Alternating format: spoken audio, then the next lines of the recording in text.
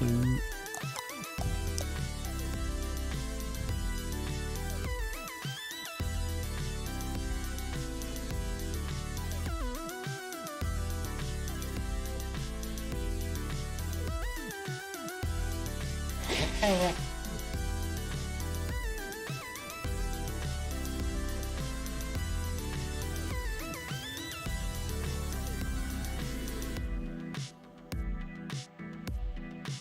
Hello. Coming. There you go. Let's see. There you are. Hello, Juan Toledano. Hello. Hola. Bienvenido. Welcome, everybody. Hopefully, crossing fingers, toes, everything. Today, we don't have any technical issue as we had last week, which was a plague. So yeah, let's see. First of all, can you hear me? You should be able, but since last time we had these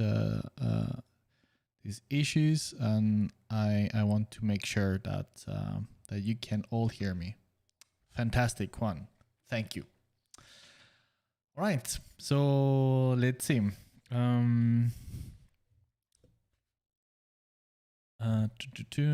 Let's change.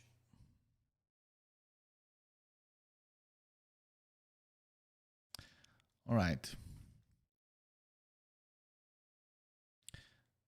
So yeah, for today, I was planning to start a new character, and let's see where it leads. I'm not sure what type of character is gonna be. For once, it's not gonna be anything Warhammer 40k related. Maybe heavily inspired, since I cannot avoid it. but yeah, let's see. Probably I'm just thinking in the back of my mind some type of space pirate. So yes. How's been your week, by the way? Juan, since you are the only one talking on the chat, how has been your week? Mine's been pretty hectic with lots of things going on. Yesterday, I got my first shot of the vaccine, which feels good. No side effects, so everything is good. And yeah, with lots of things going on.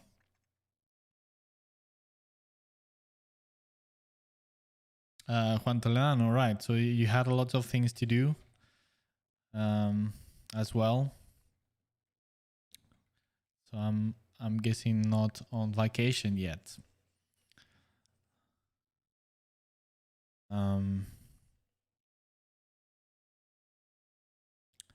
I don't know when I'm gonna have vacations, but probably soon.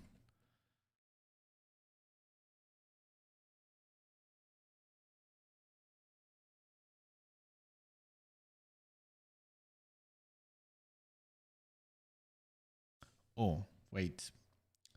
Let's put some relaxing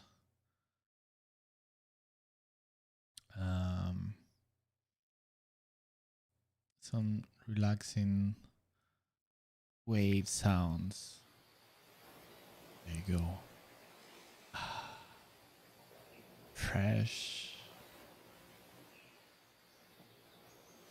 and relaxing.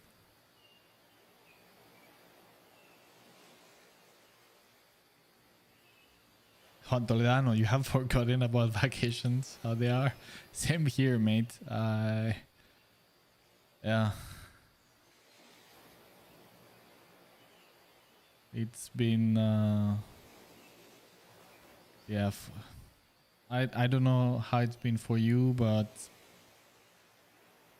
from what you are suggesting, probably similar to myself. It's been so many things going on all the time, non-stop. I feel that I've just been kind of fighting fires, and when I manage to deal with one, another one appears here, and it's all the time like that, all the time. So tiring. The freelance life. Yes, exactly.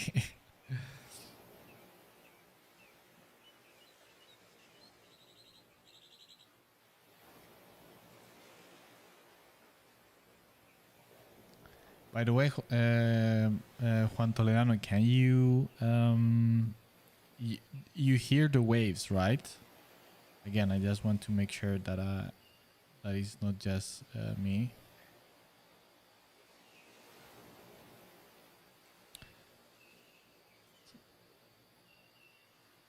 And are you working on anything cool that you can talk about?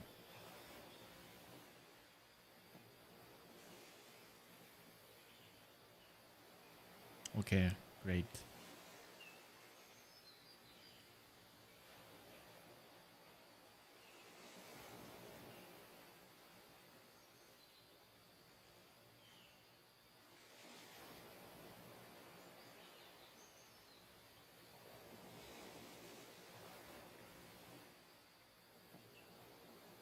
Oops.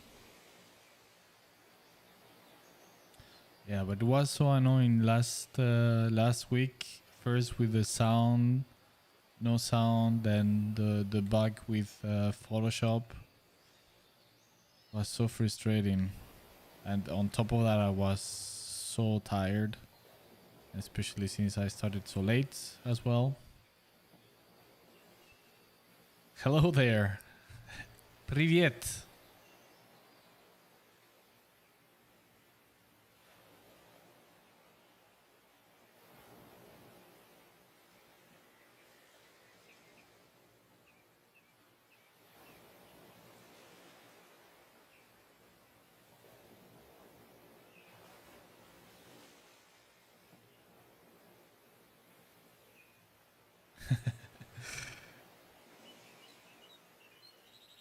That's about how much you are gonna get uh, Russian from me.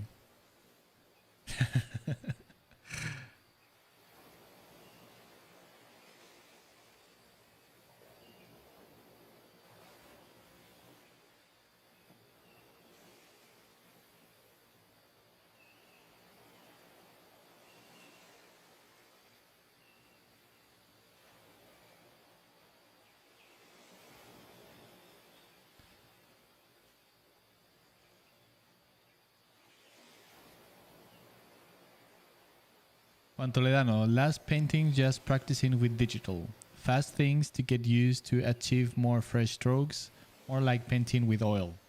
Nice. Nice, nice.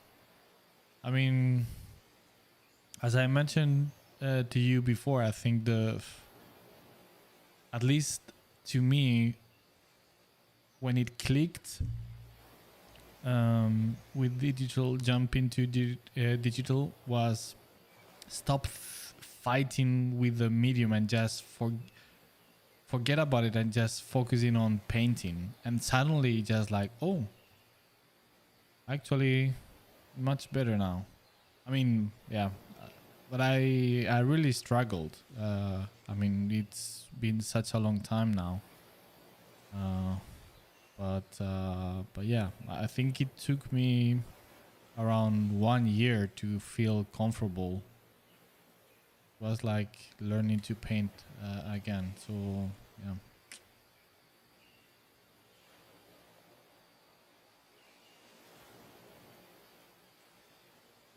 Sam, what's the brief for this character you're painting? Abstraction. Can't you see? It's obvious. It's a dichotomy between evil and good, between light and shadow. Sorry. I haven't thought about it since I'm really literally starting fresh now, and I haven't had the time to really think through So that's something that we can, while I'm just doing this kind of abstract background and talking, we can kind of come up with something. As I was saying, I think during the whole day I was thinking, yeah, what could I, because I didn't want to continue with the Perturabo design. I feel a little bit tired of it, so I want to leave it to rest and get back to it when I feel the inspiration coming back. So yeah, I was thinking like, yeah, what could I paint, and I was really struggling to come up with something, but the only theme that kind of stuck in my mind was making a character. So I was thinking about maybe making a full illustration or something, but yeah, some kind of space pirate, and I would like to give the character as much expressivity as possible. So that's one thing. That's kind of one goal to have, right? So just I want to give this character a lot of personality, and that it really shows. At least that's my intention. Yeah, let's see if I manage, right? Peter, thanks for the like.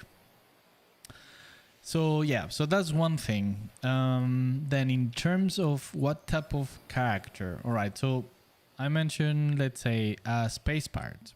I think I'm gonna go with that. And I'm thinking somebody, a veteran with age, so not a young pirate. Somebody with many years on his shoulders or her shoulders, and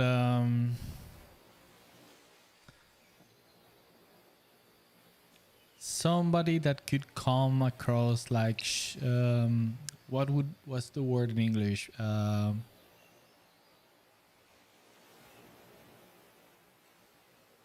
Somebody that doesn't come across like somebody that you could trust. Shifty could be the adjective.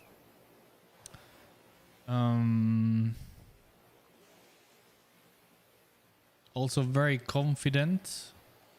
I'm thinking. So veteran, old, or mature. Yeah, I don't know. Not necessarily old, but yeah. Around 40 plus, 50, more between 50, around 50 plus, something like that.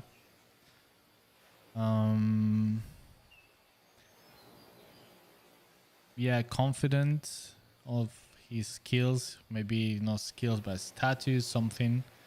He need to have some like the Romans would say, gravitas, like authority. He should come like somebody that, you know, has some type of authority. So maybe he's a captain or a first mate, something like that.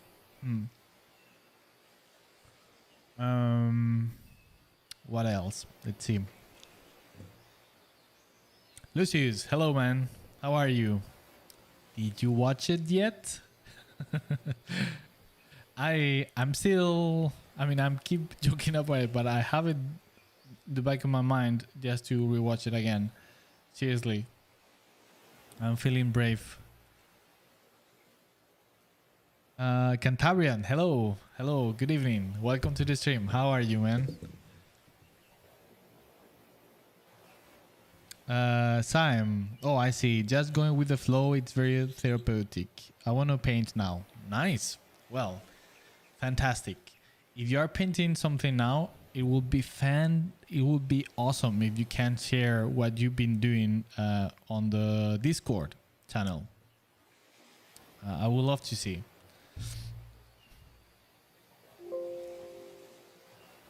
But okay, so let's continue thinking about what could be this character.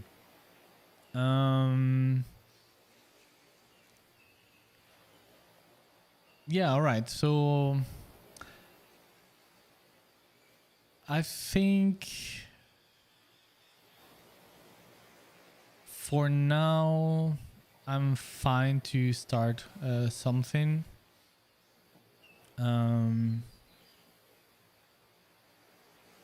Then of course I will have to dig a little bit deeper in terms of maybe the type of world that he's part of. I mean, if it's a space pirate, what kind of fictional world he lives in. Yeah.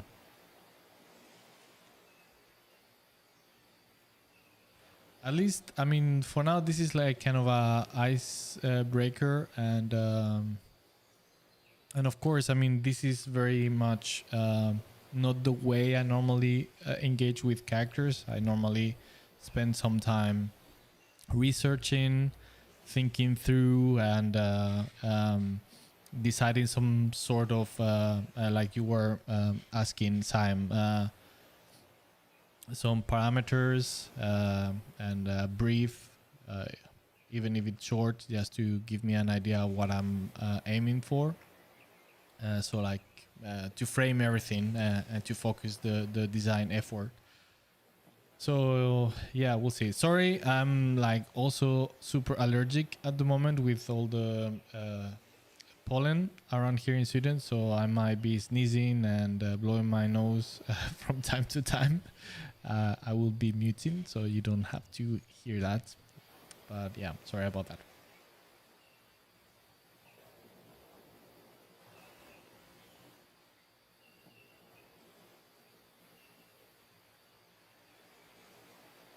I'm back.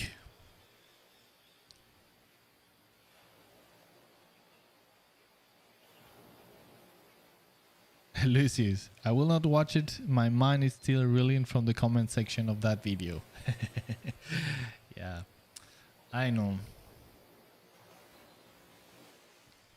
I know. But it's tempting. It's tempting. I cannot avoid it.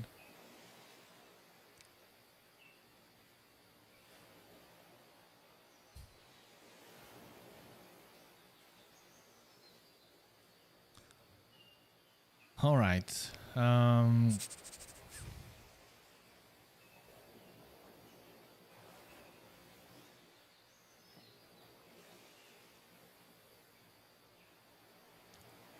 Let me see.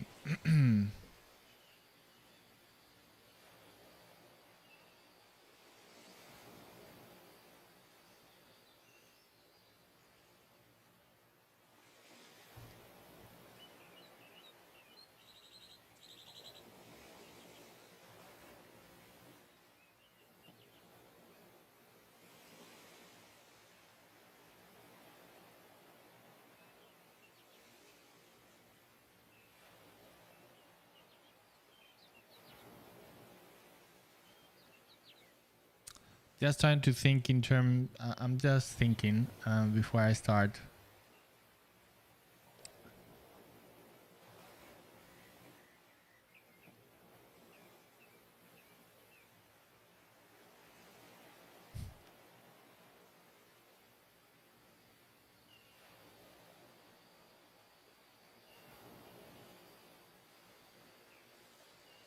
Hello there.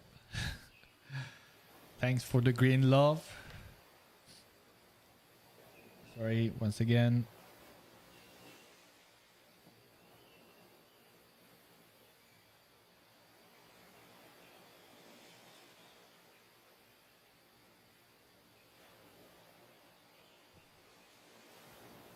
All right. So I think I have a good idea of what to do. So okay, let's go back and and recount. So we want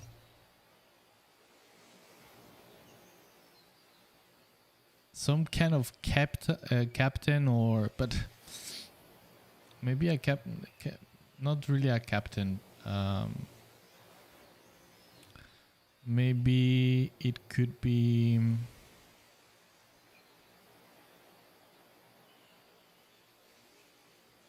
some first mate. I think it's the second in command, right? On a, if I recall the name in English, the name of the second in command on a pirate ship. Of course, the titles would depend, but overall, that's something like that.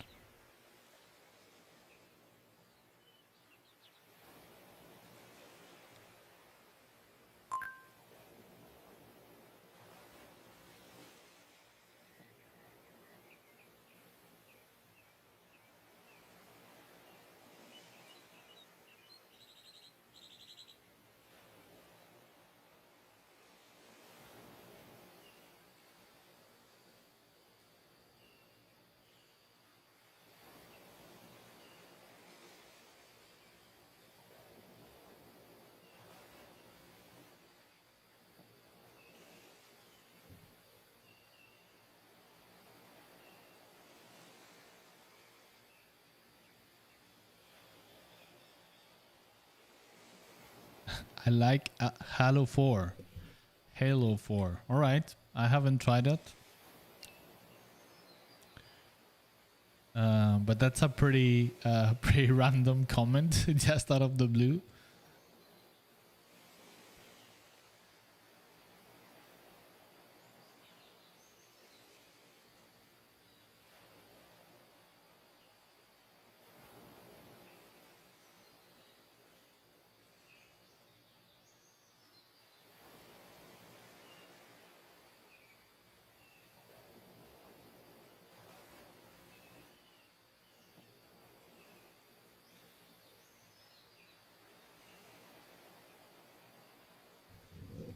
Lalu, get well soon, man. Thanks. Thank you. I mean, it's okay. It's not that bad, but still very annoying.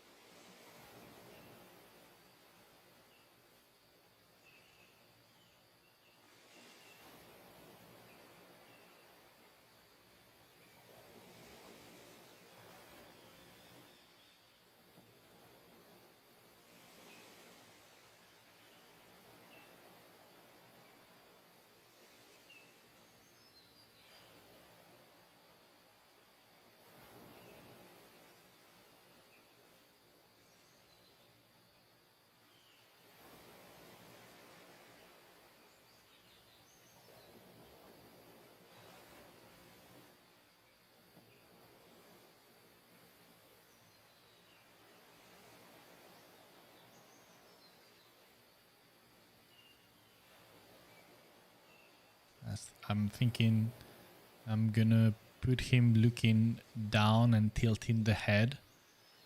In that way, just shows his superiority,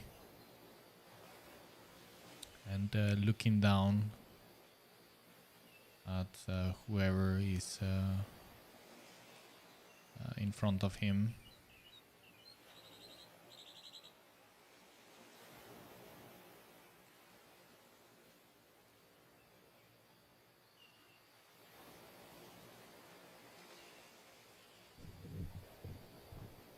Sam, when you're working in production, how much time do they give you for final art? I imagine you paint everything. I haven't seen you use any photo texture. Well, it depends a lot. It depends quite a lot. It's my my favorite answer is it depends from task to task and projects. I mean, even in that one same project, the tasks are gonna need different time frames for deliveries because of whatever the needs of the production may be. And I mean, it's difficult to say. It greatly depends from piece to piece and projects. If it's, for example, doing an illustration for, I don't know, Games Workshop or Wizards of the Coast, for example, they can give you many weeks to work on it. If we are talking about the concept art, once again, the times are gonna be even more different and are gonna vary even more. I'm gonna sneeze. Almost. Sorry.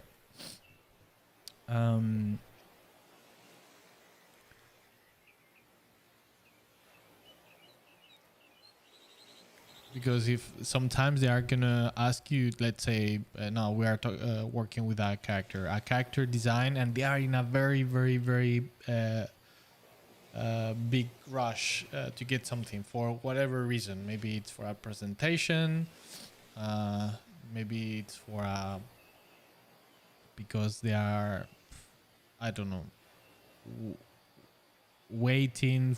There are many character artists that are waiting in line, so they need to pump up new concept art characters. I mean, who knows?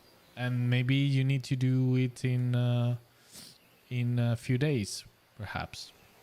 Sometimes the process is going to be very long because it's a very important character, and it goes forth and back on the process, and it takes a very long time until you get to the final piece. So it depends a lot. So one of the things that I normally say regarding concept art is that you need to be very flexible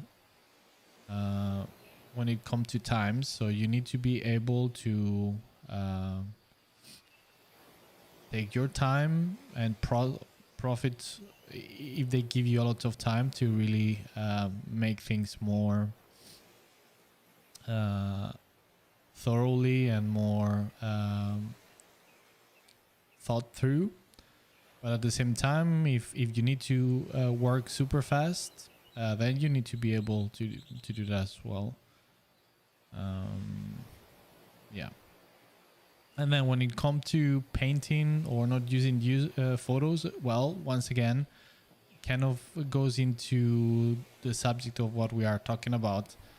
So if I can, I prefer to paint because it's more enjoyable for me. But in many occasions, when is one of these times where things need to be done very quickly, I have used plenty of photos and use, for example, how you say, photo bashing in order to speed things up. Yeah, because the concept needs to be in time, and sometimes the painting just takes too long. So yeah, I mean, these, since I'm just doing it for myself and just to have fun and enjoy, then I paint because that's what I enjoy. I don't particularly enjoy photo bashing. I find it very boring.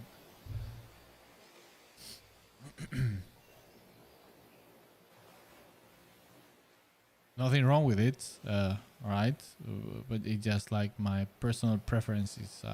I like to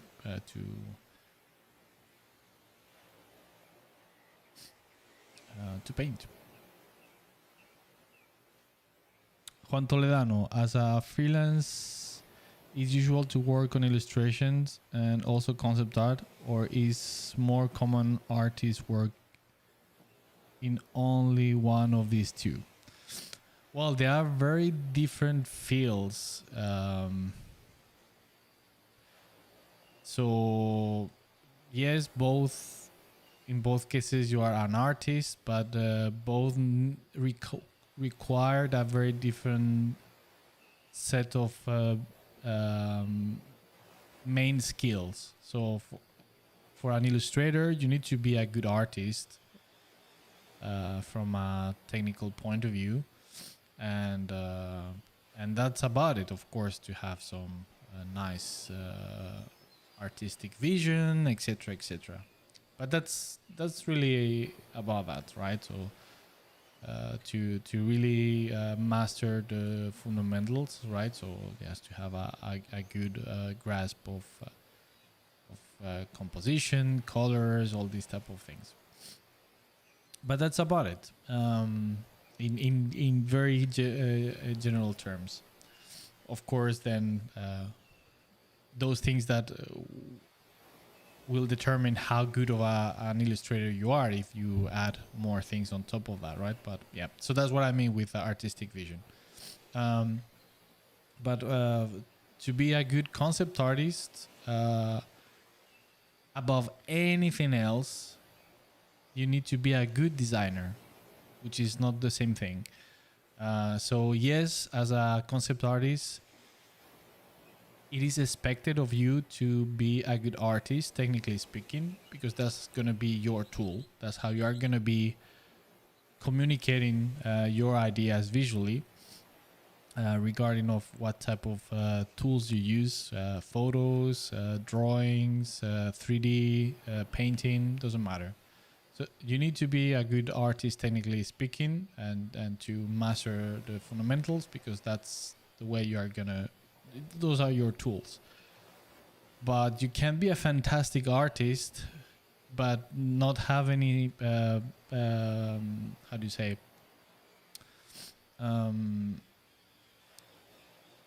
I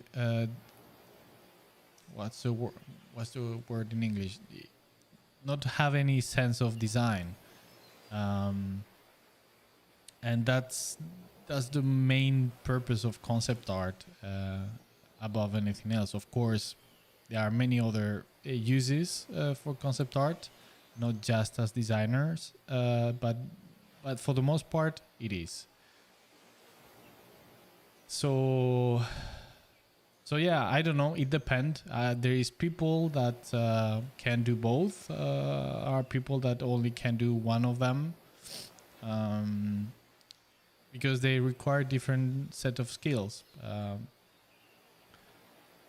I myself, I've been working most of my professional career as a concept artist, and it was not until I started freelancing that I jumped into illustration.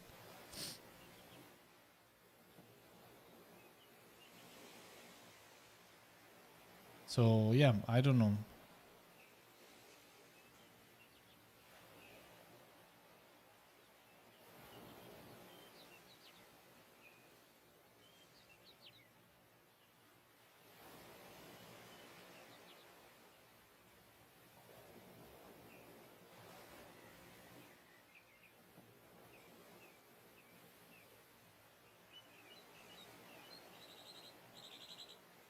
So there is nothing that's kind of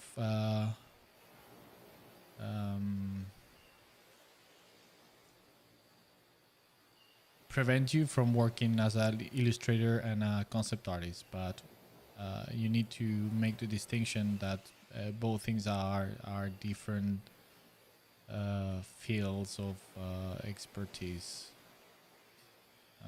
And of course, sometimes when you are working as a concept artist, you might be asked to do something a little bit more illustrative work, not so much of design. But yeah, and also another aspect to think about it in very general terms is that with concept art, many times your work doesn't need to be 100% finished and polished and everything, you know, like top notch. It just needs to be good enough so it communicates the design to whoever needs the concept. And sometimes, because once going back to the other questions about how long things take, if there is a need for doing things fast, then that means that most of the concepts are going to look kind of crappy or very sketchy. And that is more than enough to fulfill the purpose of the concept. You don't need to go to ultra polish or finish. Just with the sketch is enough.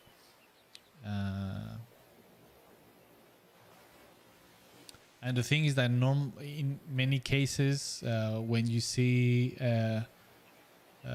concept art in magazines and stuff like that, normally that is, I mean, not always, of course, but many cases it is pieces that are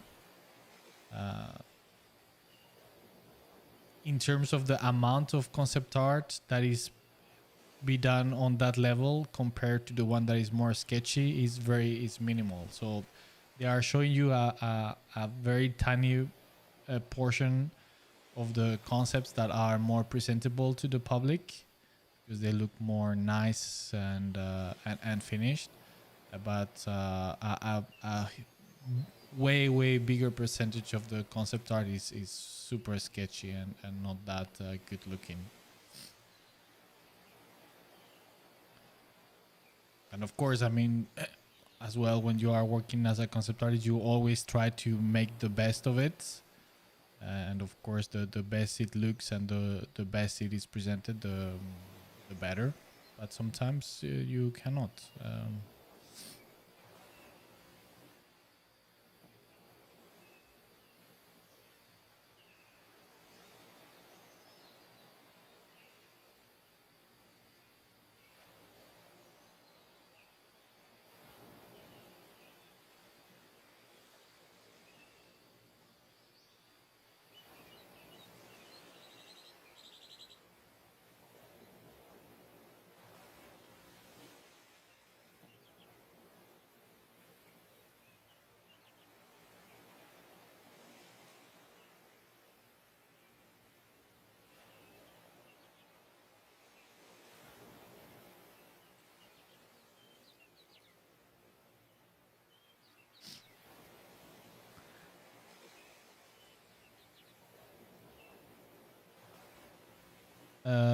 Paint a lot. What do you mean by design? It can mean so many things. Do you mean good ideas?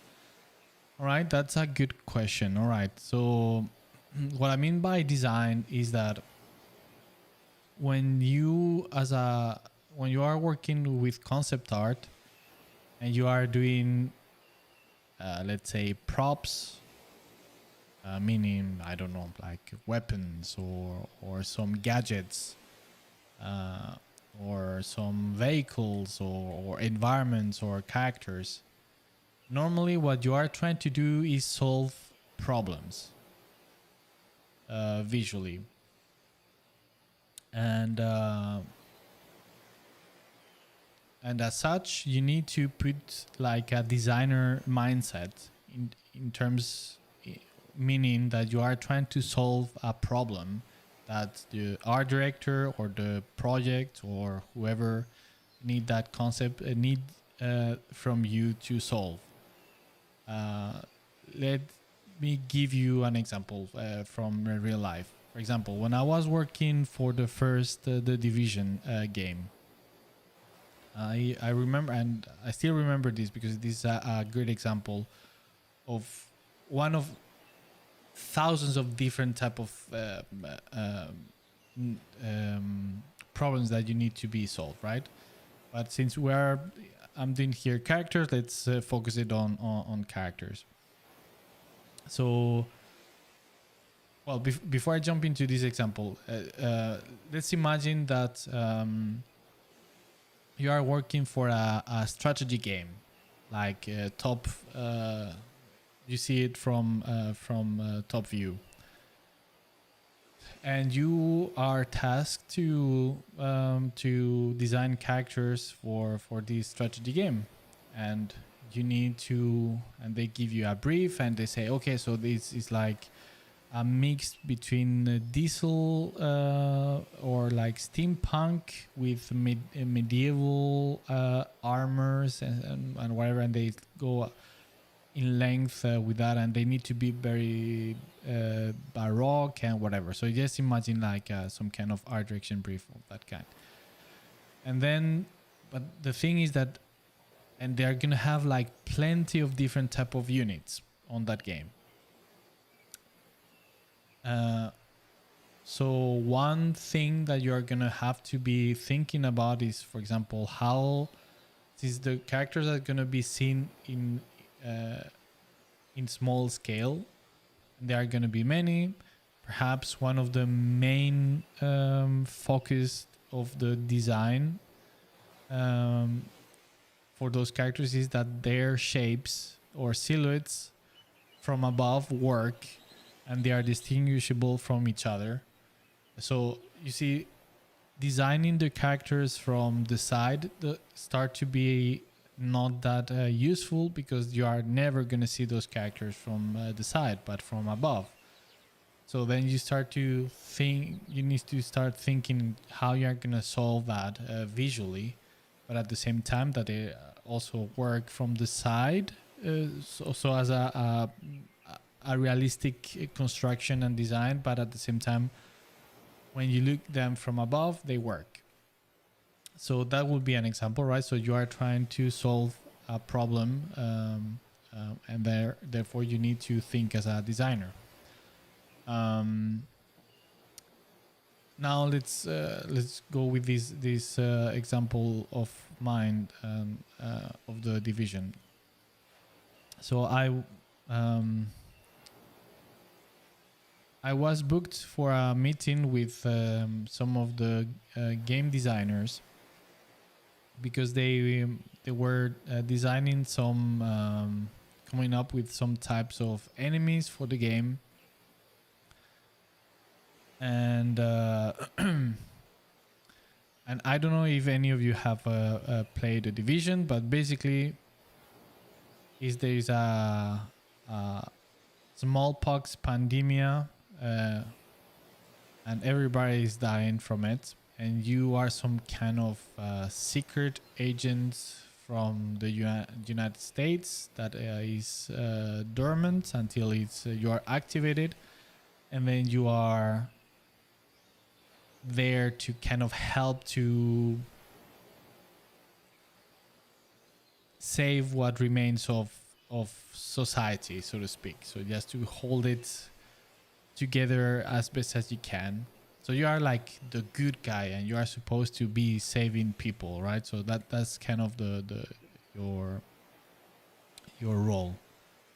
All right. So with that in mind, they come to me and they say, all right, so we would like to have some kind of enemy that is going to be on the sewers, and this character is gonna be basically some kind of archetype like the loot goblin. So basically, he's gonna be hoarding a lot of very nice loot, and then if you kill this enemy, he's gonna drop all this loot, and then yeah, you basically want to kill this enemy, so you can have all that nice loot from him. Okay, fine. Then it comes an issue, and he's like, all right, so who could be this person that is some kind of loot goblin on the sewers? And they wanted to be, it needed to be some kind of homeless person. And there you have a huge issue. It's like, all right, so you are supposed to be the good guy, and then you are gonna be shooting or hunting down homeless people for the loot, basically to rob them. So then you fall into some narrative problem from the story of the game, and the fantasy of the game, that you are supposed to be a hero and there to and save people. So my task in this case as a concept artist was not so much to design a character visually speaking and just to make it look cool, but just to solve that problem. Is like, okay, what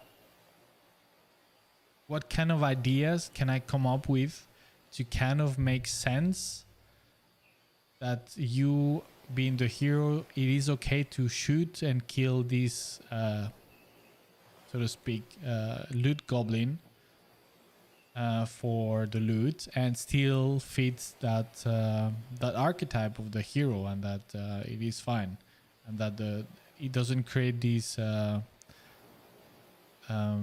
discrepancy with your role. Because I mean, obviously, just going around shooting at homeless people to rob them, it is not very hero-like, right? So yeah, so at the end, I came up with an idea that this character is like, yeah, okay, he's homeless, but that is not the main point. It is some kind of crazy guy. By the way, this character never made it to the game. So it's basically kidnapping kids and eating them, basically. And he's carrying a huge bag of things from the kids and people that he's killing and eating. So in that way, I managed to come up with something that kind of made sense to it would be not so wrong to kill this guy to rob him, basically. So but of course, this was a long process of an iteration of going through different ideas, and yeah. So that's another angle of type of problems that you can encounter as a concept artist, perhaps. In this case, the problem to solve as a designer was more related to the lore or the story, the narrative of the game, more than in terms of gameplay mechanics or gameplay needs, like the previous example that I was talking about in terms of readability of the silhouettes from above, etc., etc. I hope it makes sense. Yeah, and I have so many cool examples from the first Division game.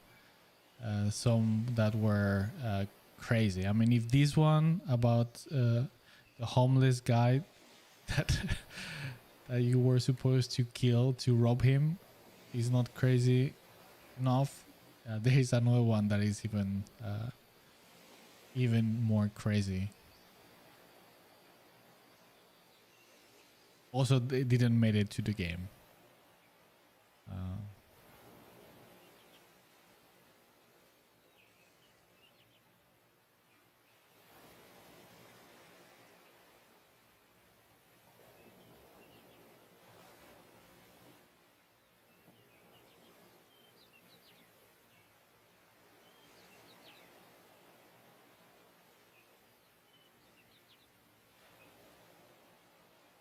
For example,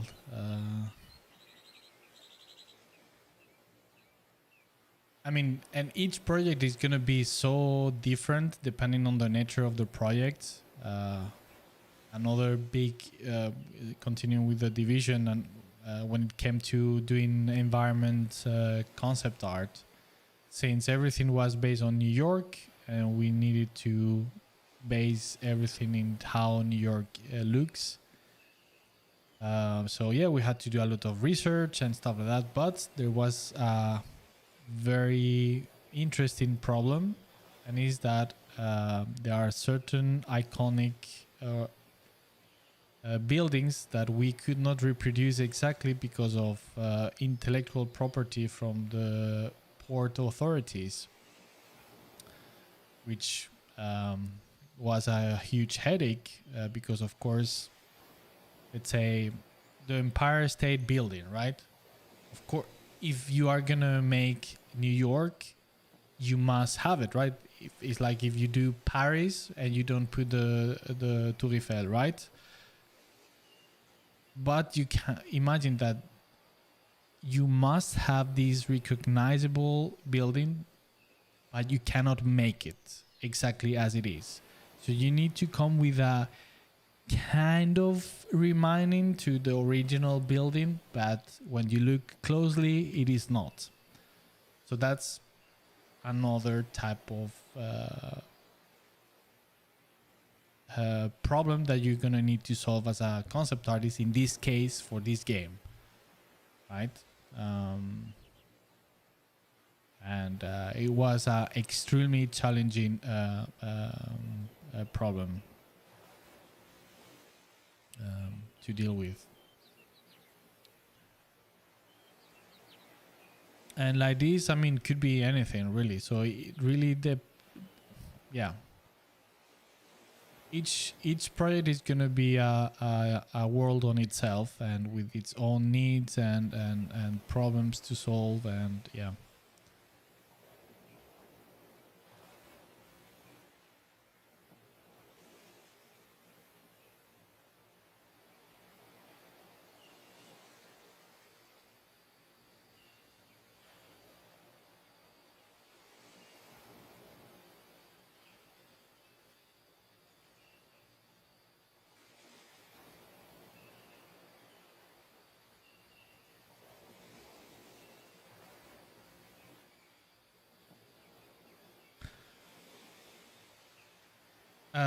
Paint a lot. Interesting example, but sounds like you did the game designer's role, coming up with an idea that influences the game from the narrative side. Well, no, not really.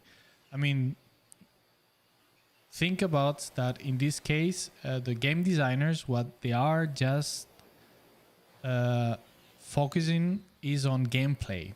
So they are coming up with a character and the mechanics of how this character is going to interact with the player, and all the kind of game mechanics that are unlocked, and how they are going to interact with each other. And that's it. That's their job, not to come up with an idea from a narrative or from a story point of view. Sorry, and or visually speaking. That's going to be the role of a narrative designer, or in this case a concept artist, visually speaking. In this case, I was on my own, so I had to come up with something. And since it wasn't like a major character in terms that it's going to influence the main story of the game, then, well, I was free to come up with different ideas to solve it, right? So, yeah, but the game designers, their role is purely game design, game mechanics. That's about it. That's something that people confuse quite a lot about what the roles of in game development are. And of course, all these roles might vary once again depending on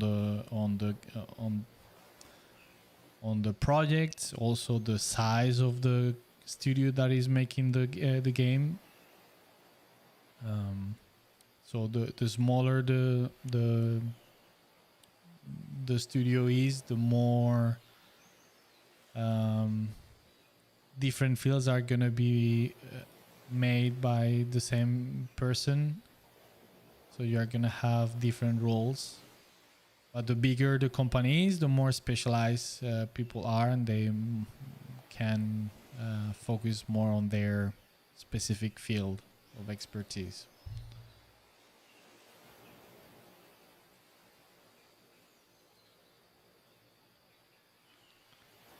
And this thing that I'm mentioning, it's pretty, at least in my experience, is pretty common. Where, yeah, they come up with a very cool idea in terms of gameplay, and then it's the responsibility of other departments to make it fit within the logic of the lore or the universe where the game is taking place.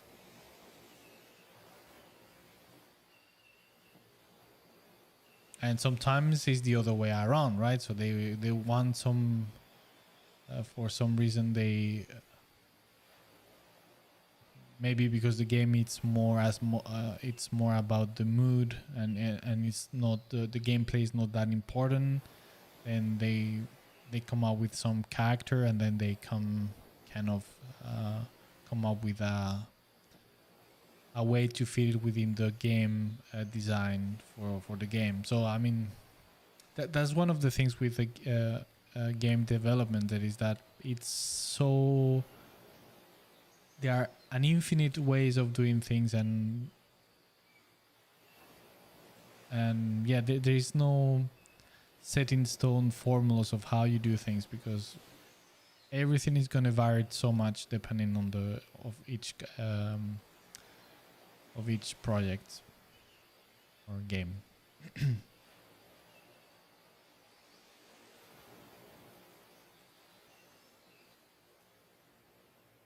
And that's one of the other things also that I find that some people don't really grasp when it comes to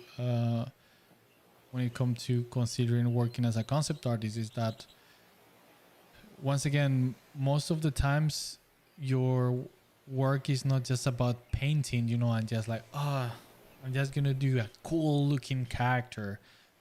Most of the time you are gonna just bashing your heads against the wall trying to solve a problem, and the looking good is not such a priority. So what I mean is that it's not gonna be so how can I say, it's not gonna be so straightforward. I just paint and do a cool character. No, you have a lot of constraints and limitations to work with, and you need to do the best out of those constraints in order to come up with something that work and of course looks good.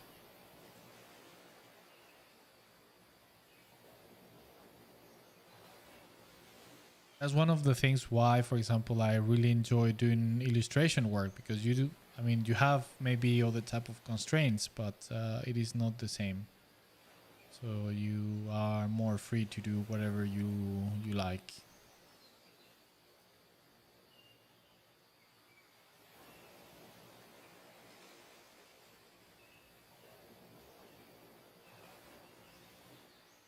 So yeah, most and foremost, to be a good concept artist or to work as a concept artist, you need to be a good designer.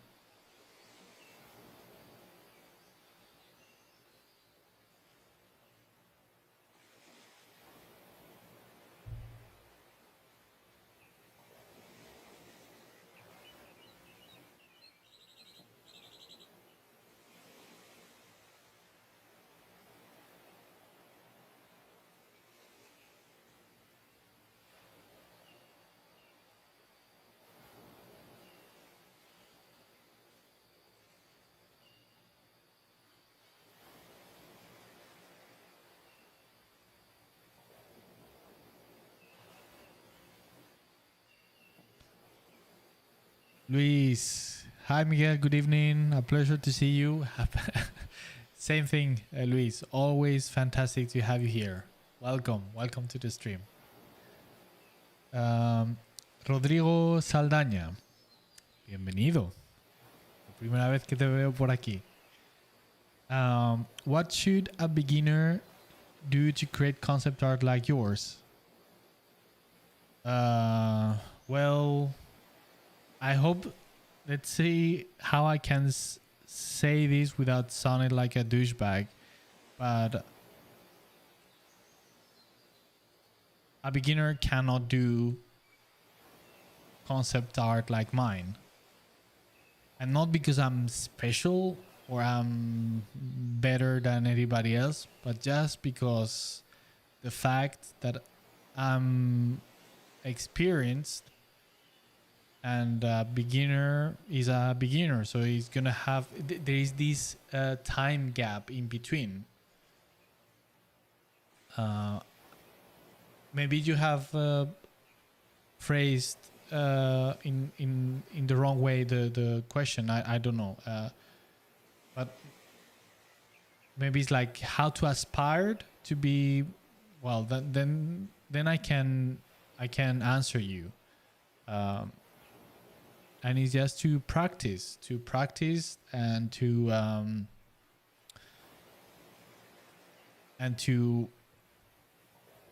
work simultaneously into mastering the fundamentals of art. That's because that's the baseline, right? So you must have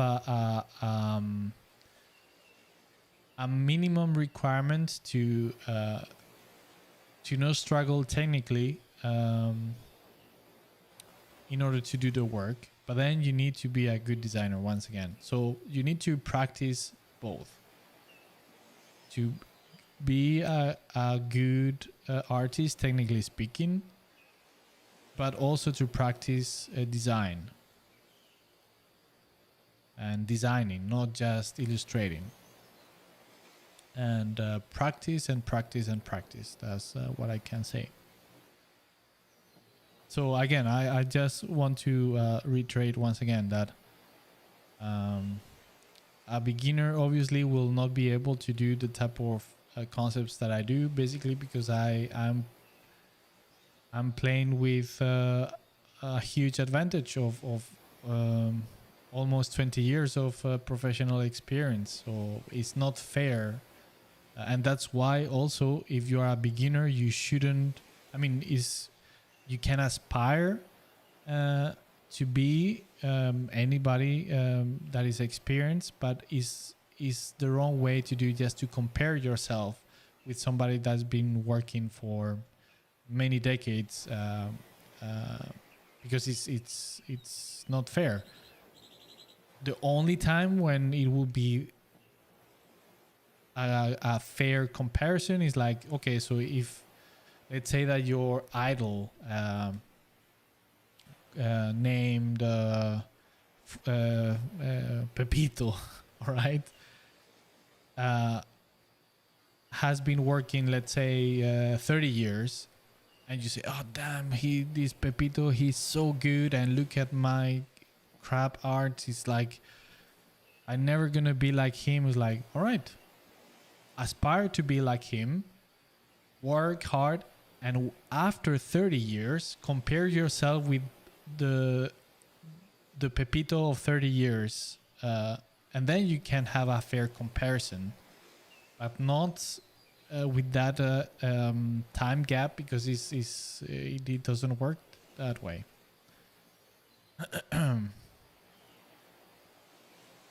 Does it make sense, Rodrigo? I hope it does. If not, let me know, and I will try to explain myself better.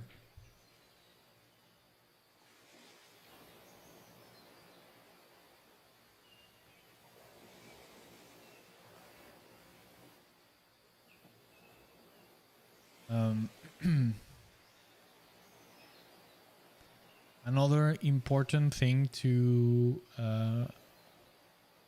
do some good work as concept artist is to do a lot of research before you start painting. Kind of a little bit in contradiction to what I'm doing at the moment.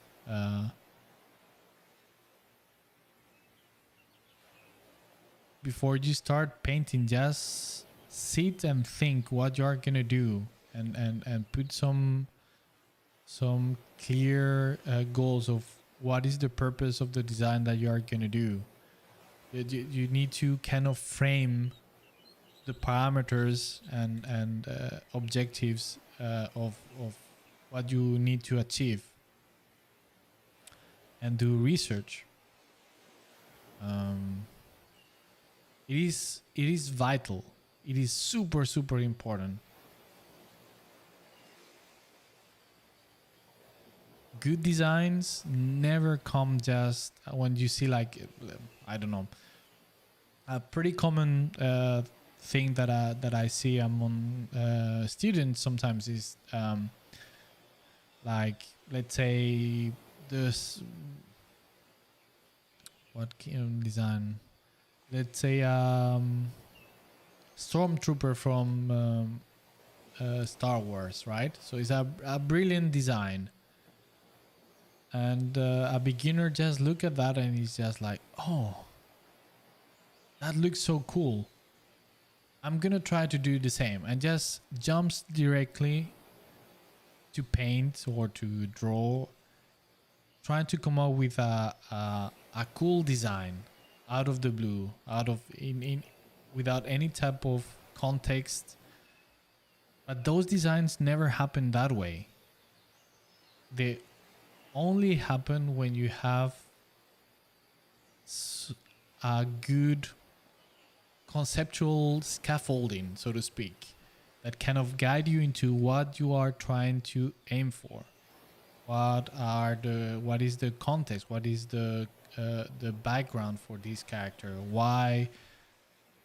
I mean, the shapes and the shape language of the, let's say, the helmets of the stormtroopers, they are not just an accident, but they are a result of a long process of measuring all these things together. And yes, of course, you can come up with a happy accident and come up with something that looks cool. But for the most cases, you are only gonna come up with something that looks cool, but that has no touch, or it's very superficial and has no context, and therefore cannot fail at its purpose.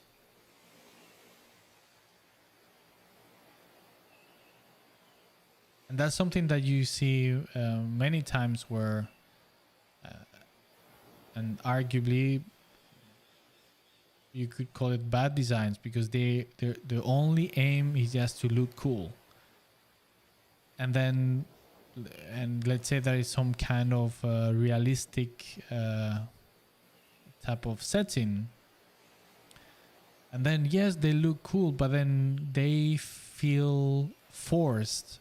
They feel not believable, because you can see through the design, you can see that the main purpose it was just to look cool and not to make sense within the background, the context of the story or the game or whatever this character is for. So that's why the research phase is of vital importance, and beginners tend to completely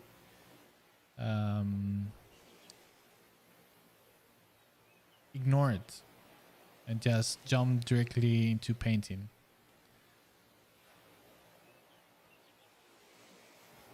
So that's why, for example, in this case with this character, that I'm doing a little bit this same thing that I'm just complaining, or well, not complaining, but just arguing against doing, right?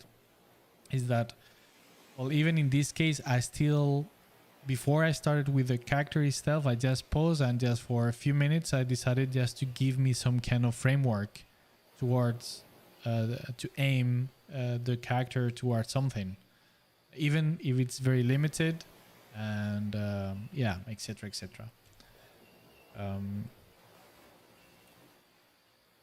Of course, there is nothing wrong about just jumping in directly, just for the fun of it. It can be, like some of you said, like very therapeutic, because you just don't need to think so much. It's just about enjoying the process of just coming up with a happy accident. But then you need to be aware that, I mean, in this case, it doing a character like this out of the blue is kind of okay, because like, well, it's just for myself. I'm not trying to do anything specific with it, right? But as soon as you are trying to do something a little bit more serious or more direct, you need to do research.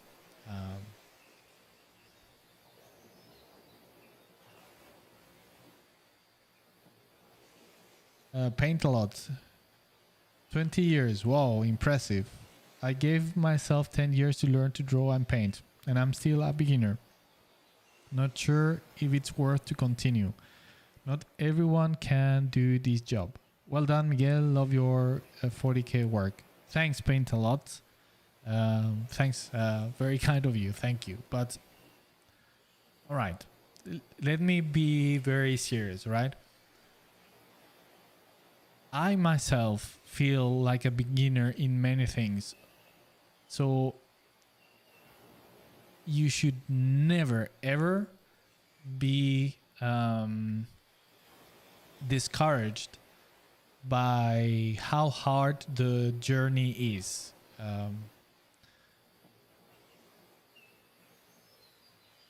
Because, I mean, it's part of its nature. And if you think about it, at least that's how I see it myself. I see it in a very positive way. And is that, look at this. This is a field where you are always learning. You are always moving forward. You are always improving. And that is fantastic. There is always something new to learn, something new to get better at. And if you do things properly, there is no stagnation. It is always moving forward, evolving, and it's awesome. So I myself, I still feel that I have so much to learn, that I fail at so many things, that I need to improve at so many things. So it's just I'm in a different step, several years ahead of you perhaps, but I'm still have so much to look forward and above of where I am and where I would like to be. So yeah, don't be discouraged and continue, embrace. That's also something that I like to tell my students, is like, embrace the struggle, because it's part of it. It's always it takes time, a lot of time, a lot of work and effort and frustration, but it's part of it, and there is no way around. But at the same time, it can be very enjoyable. Um, so yes, so please don't be discouraged. Continue.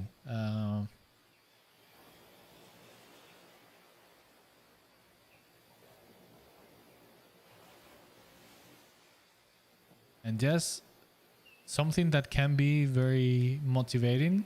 Sometimes just look back at the type of things that you did 10 years ago and compare to what you do now. And it's gonna blow your mind.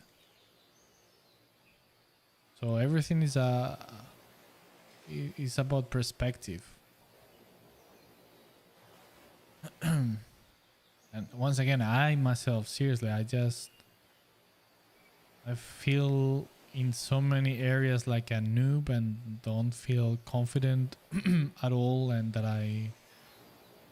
there are so many things that I need to learn and get better at, because I really suck at them.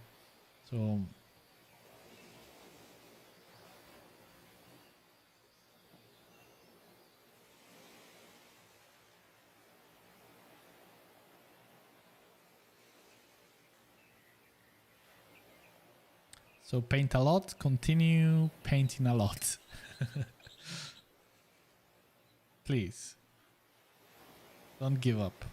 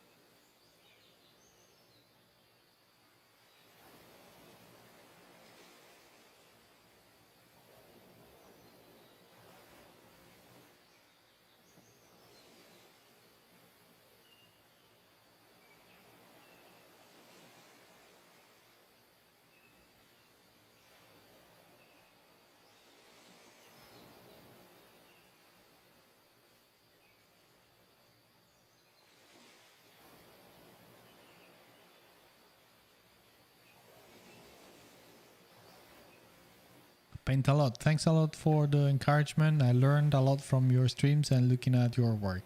Well,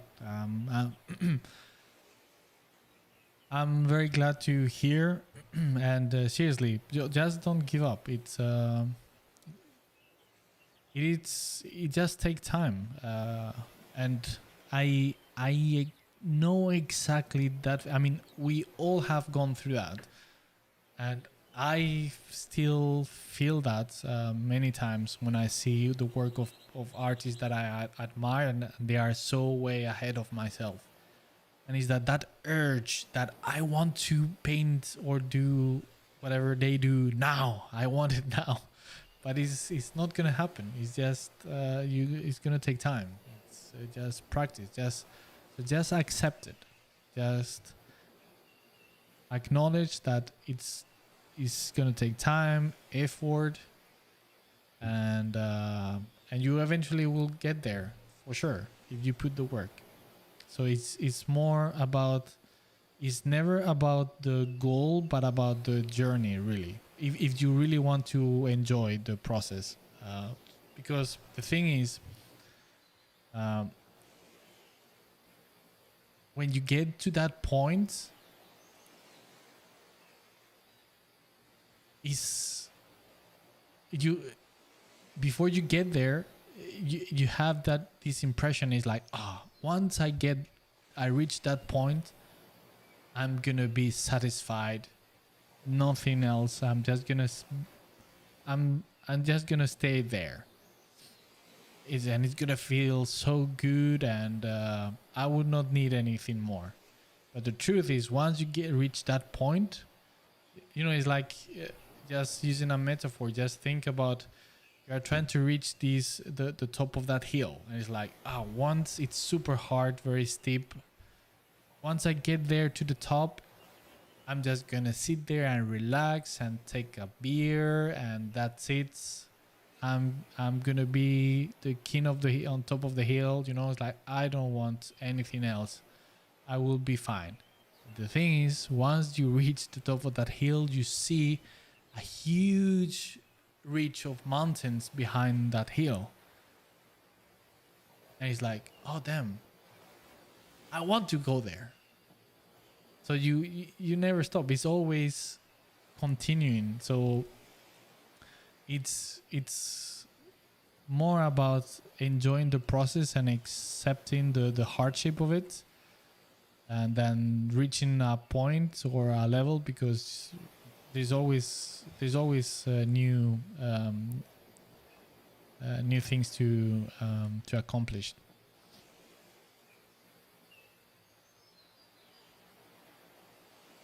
Gungthem, hello there. Welcome to the stream. How are you? So nice to see so many new names today.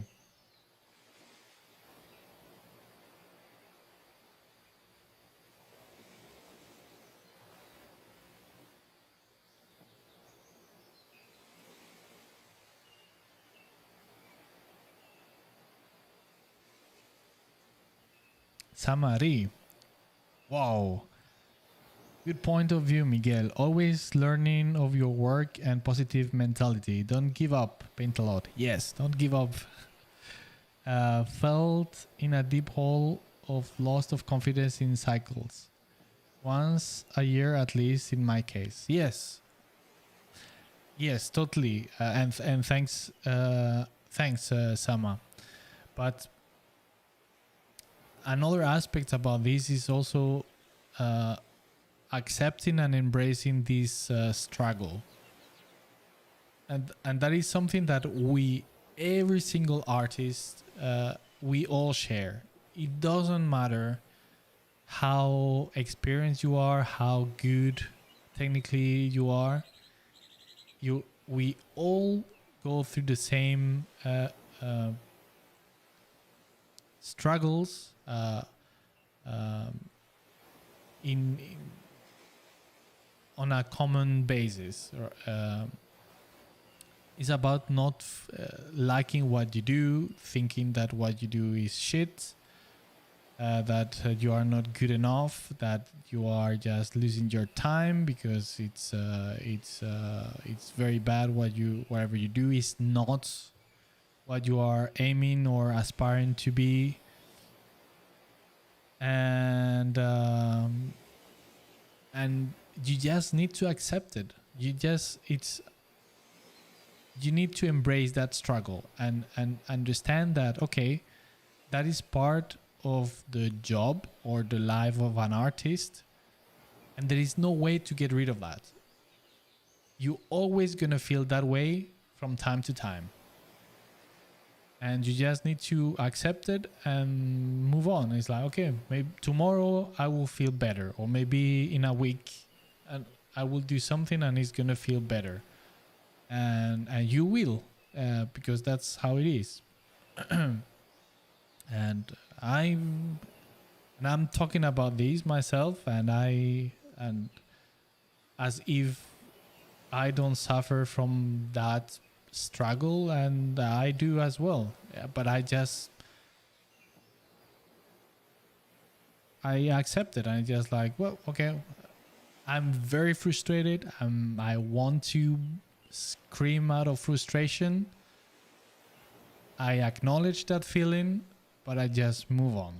I know, okay, maybe tomorrow it will be better, or the day after tomorrow.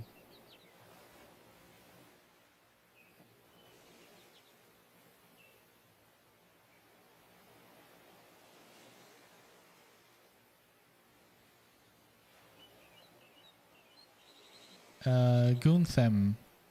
Well, I'm struggling to find contracts right now. I work in the same field.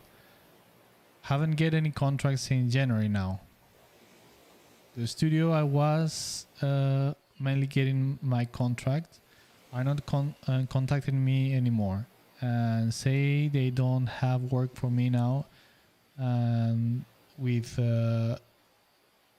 Brexit, I'm afraid I will not be better soon. All right, that sucks. I'm very sorry to hear, Gunthem. What is exactly that you do? You do concept art or illustration? And are you mentioned Brexit? Are you from Britain? From the UK?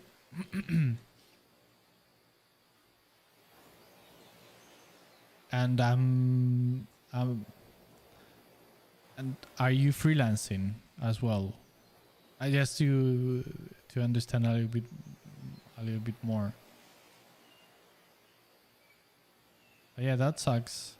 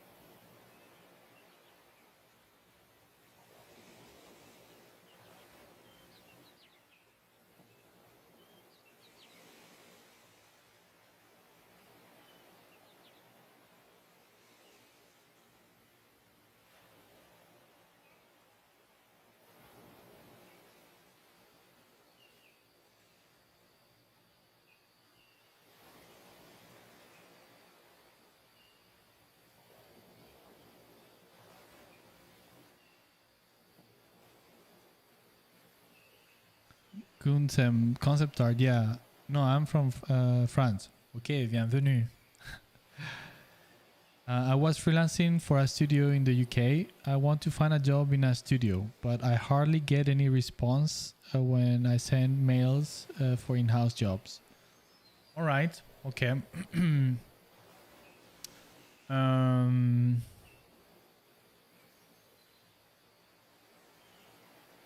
Yeah, the thing is, I'm just gonna throw some general ideas.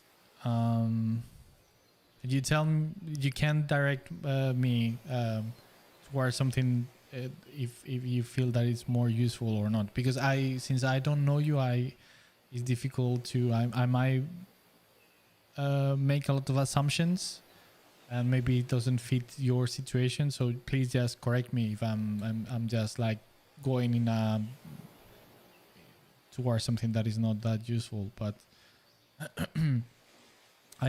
since I started to freelance, I haven't freelanced for that long. Most of my professional career, it has been working in studios. So I've been working as a freelance artist for 4 years now. So it's not that long, but I think I have gained quite some experience with it. And one of the things that I have learned is that it's very important not to put all your eggs on the same basket, because this same thing that you are mentioning that has happened to you is that if you are just depending on one single studio, it might happen that for whatever reason they don't need any more work and then you are screwed. So you need to constantly, as a freelancer, you cannot stagnate and feeling comfortable with one client only. Let's say that it's fantastic. Let's say that you are working with a studio for a year, which is a pretty long time to have a contract as a freelancer with a studio. But it can happen, right? and it might feel fantastic because you cannot, you don't need to think about more clients or whatever. You just focus on the job and it's fantastic. But the problem is that, yeah, you might get to that position. So even if you are in a very comfortable position with a very long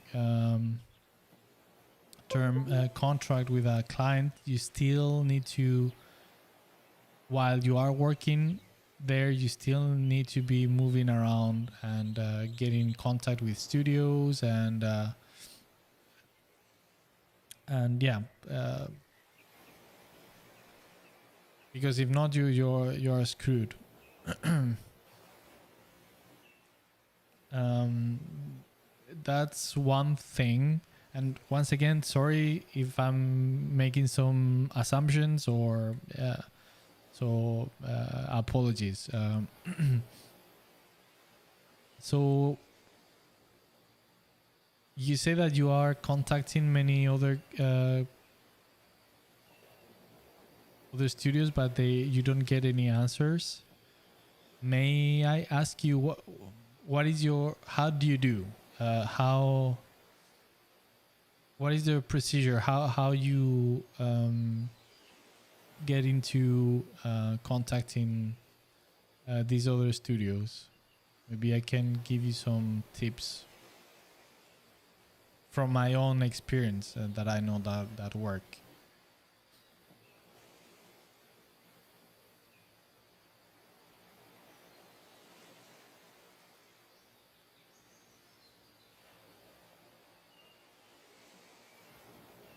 And may I ask you what studio was it? The one that you were working with on the UK? To get an idea of the type of project it was.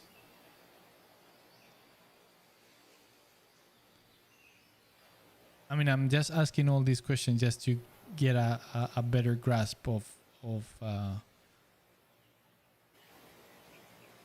your situation. Of course, if you want to share, well, of course.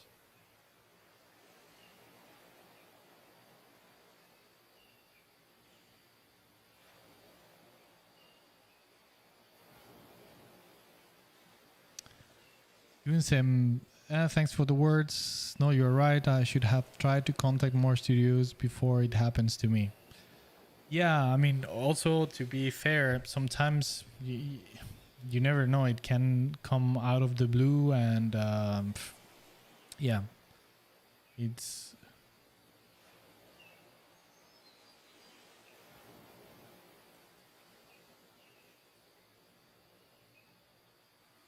But yeah, generally, it's good to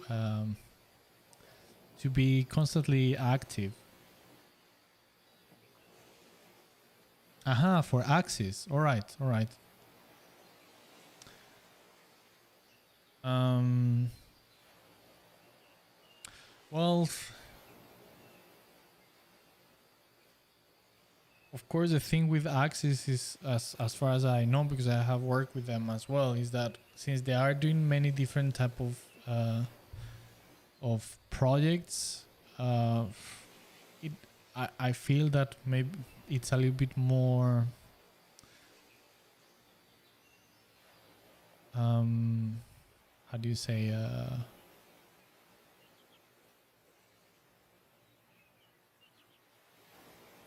what's the word,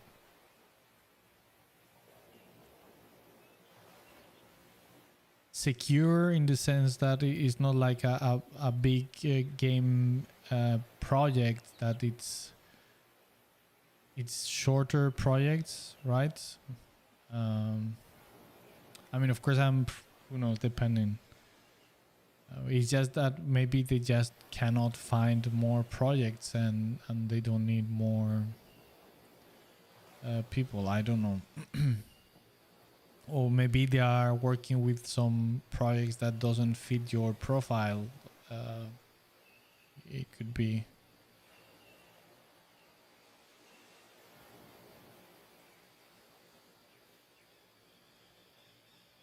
But I mean, regardless of Axis, I think the Brexit is something that shouldn't be an issue.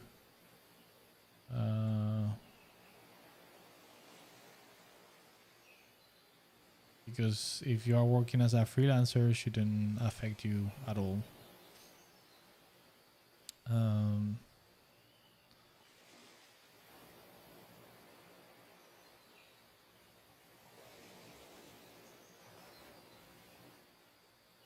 I think.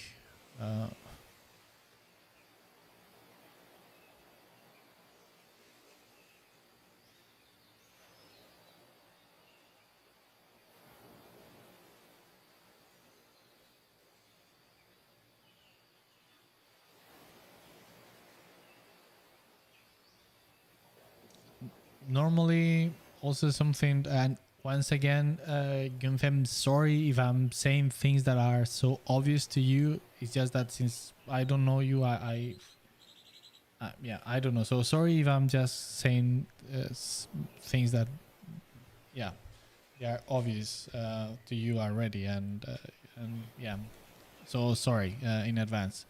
But something that really helps me to find work, and I'm so far, I touch wood, uh, I I'm constantly working, and normally it's the clients that contact me, and it's just also being active on the internet, so posting regularly work, so you are you have some visibility online, so the people that are recruiting or looking for concept artists might notice you.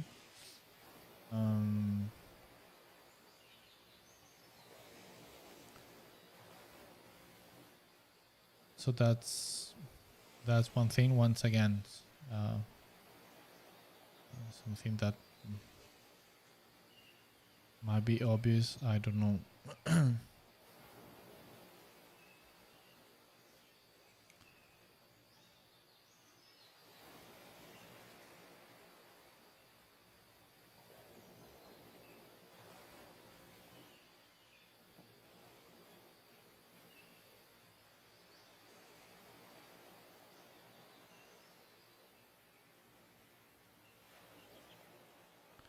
So I'm gonna do a big assumption here. So since you've been working with Axis, I'm guessing that most of your work is more related to cinema or cinematics and stuff like that, right?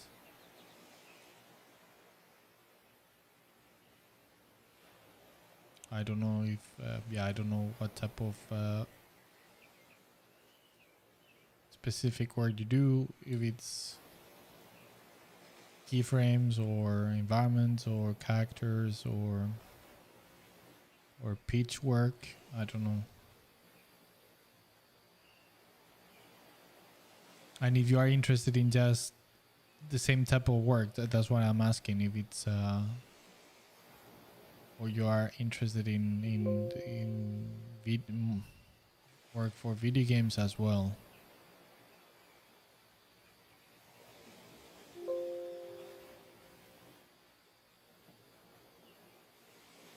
Gunsem,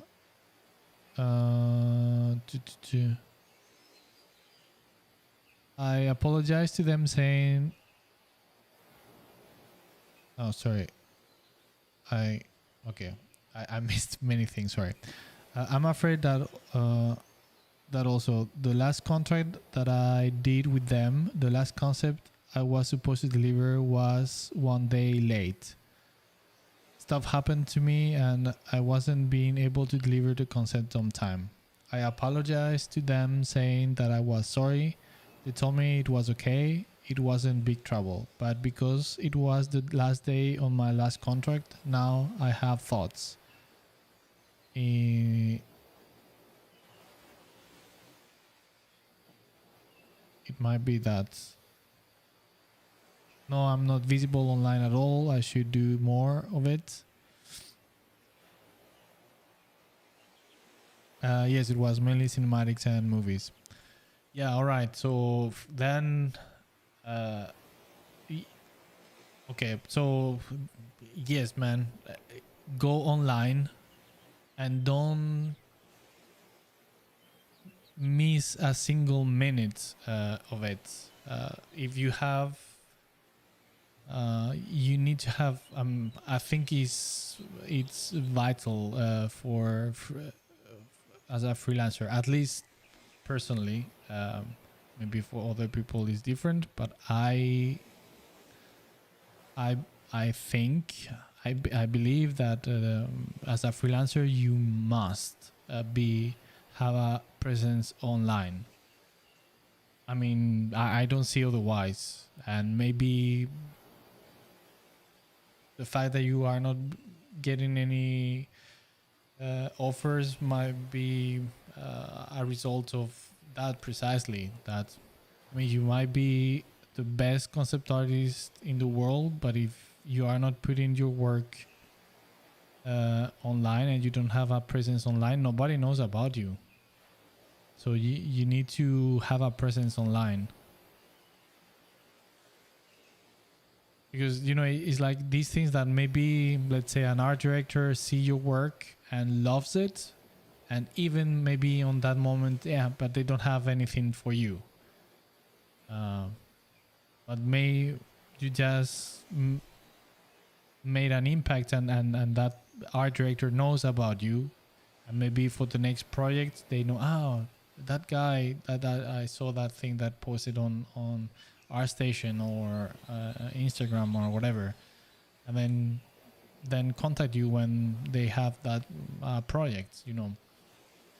So it's just, it's that basic in that sense. It's just about letting people know that you exist and that you do, and show the type of work that you do, so they know. It's basically just that. So I, yeah. And if you don't have professional work that you may show because of NDA and things of that kind, then do create new stuff just for as portfolio pieces to show online. I think that's the very first thing that you need to do, man. Um,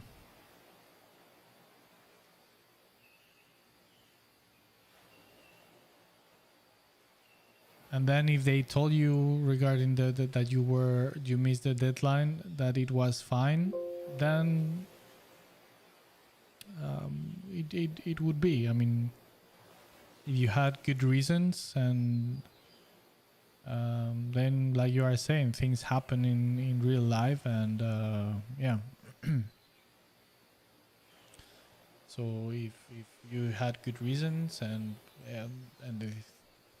your explanation was fine by them, then yeah, don't give it more thoughts.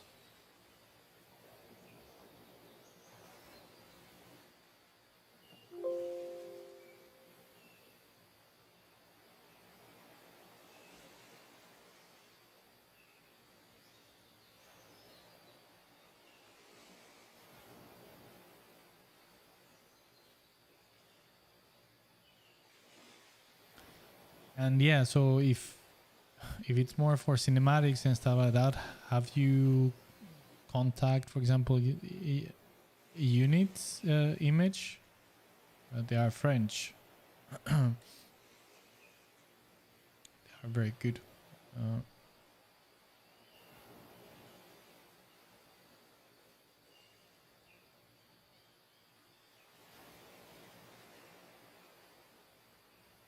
Also, as well, something that helps quite a lot to, I mean,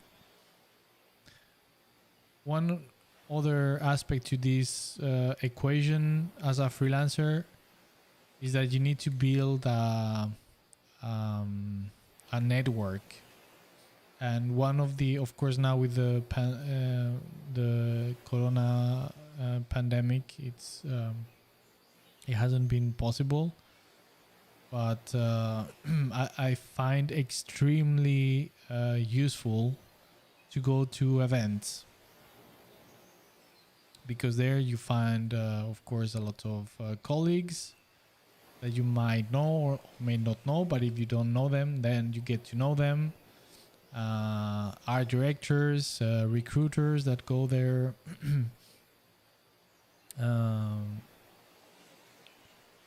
etc., etc. So you build a network of people. They know about you, and they know you personally because you are there. They are there, and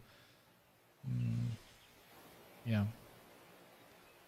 So that's kind of the headaches of being a freelancer, that you don't have. You cannot just think in terms of being a good artist or a good concept artist, but you need to work that other side of the business, and it's just finding clients, and which, yeah, it's can be stressful and takes a lot of time and effort as well.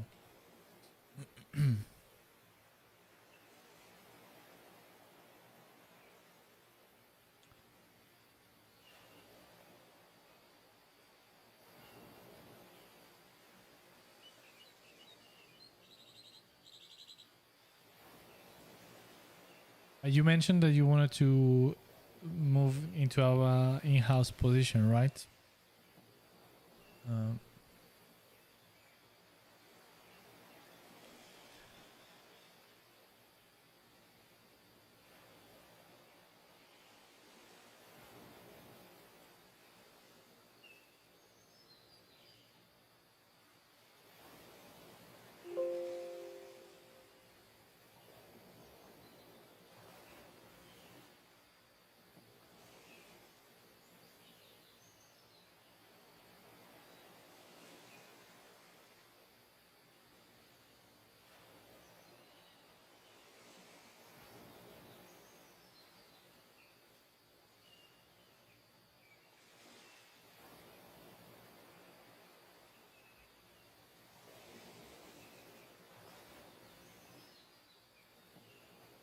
Vincent, thanks for the words. I will try to make them come to life.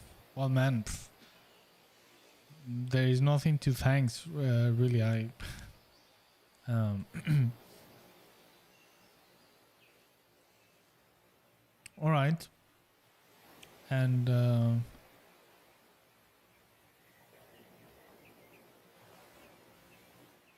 then I guess the question would be, are you willing to move? Because I think that's, unless you live in a big city where there are many studios, then the best to, I mean, if the main goal is to find a job, I think it's definitely worth considering moving, because it opens the possibilities so much. But of course, it depends from everybody's personal situation, so not everybody can afford to do that.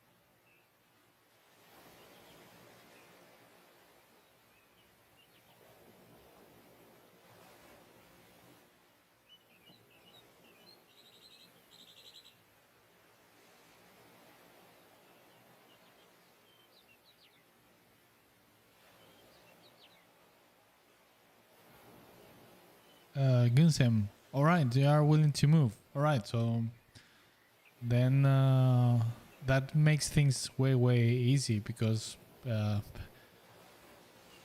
potentially you have almost infinite range of choices, right?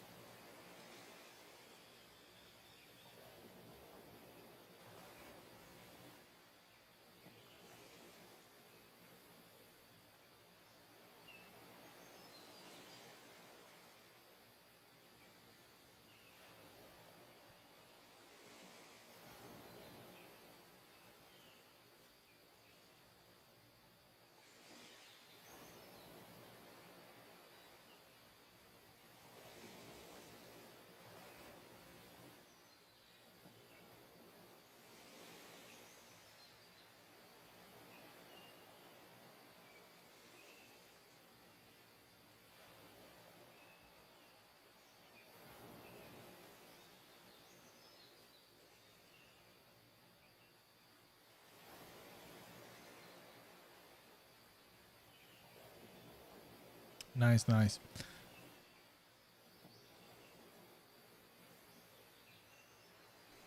Well, I don't know, man. Then I guess it depends on your preferences on the type of studios you would like to work, the type of projects, and and to build specific portfolios for those places, and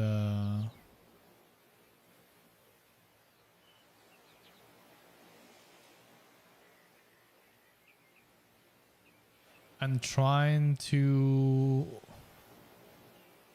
find or get in contact with people that work already there, instead of just going through the official channels like with HR recruitment and stuff like that, because those are like, in so many cases, they are just like black holes.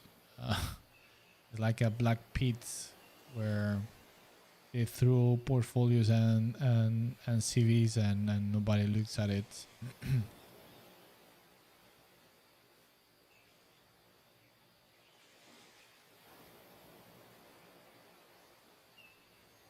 Gunsem, I have been watching your videos for a while now, but first time I hope in one of your live streams. Yeah, man. Yeah, I haven't seen you around before, but yeah, super nice. Very glad that you managed to join, and always fantastic to get to know another colleague. So that is great. Anyway, I would love to see the work that you do. If it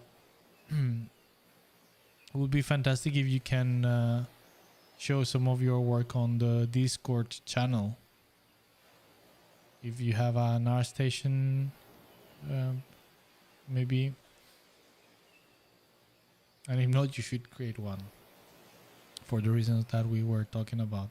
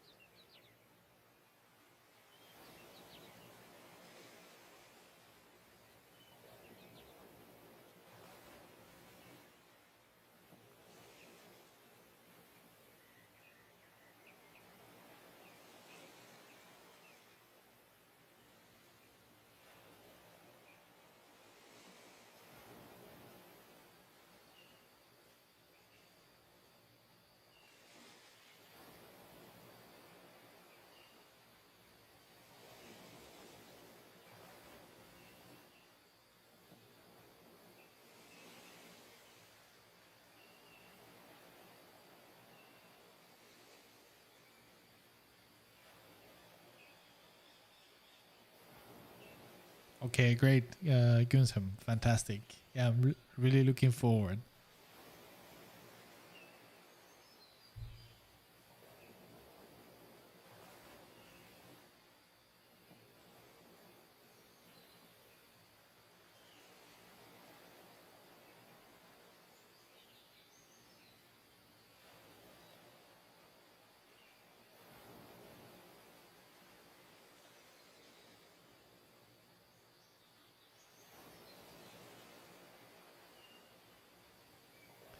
And do you have any place in mind you would like to move, or studios that you would like to work with?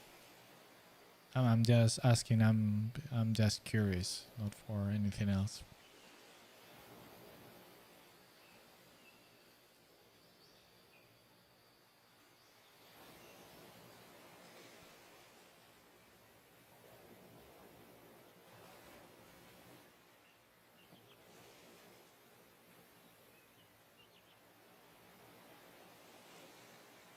In terms of, for example, video games, I always say this, but Sweden, where I live now, uh, is becoming one of the biggest hubs of game development in the whole world. I mean, it's insane the amount of studios that are here, and they are doing an amazing work with so many awesome projects. And you have from AAA game studios to indie studios, and all of such a huge quality. So Sweden is for video game development is definitely a place to consider.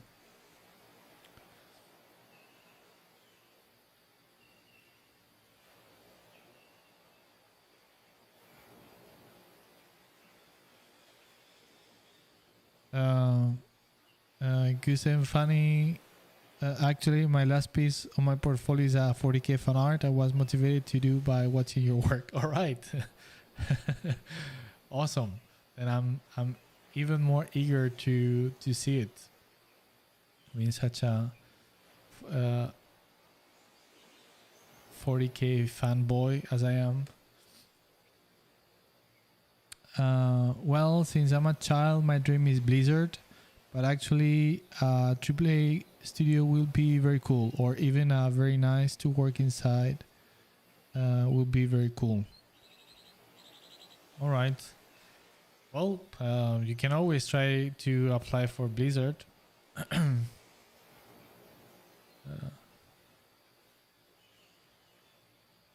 You applied for Coffee Stain Studio in Sweden. They are in the same city where I live, in Malmö.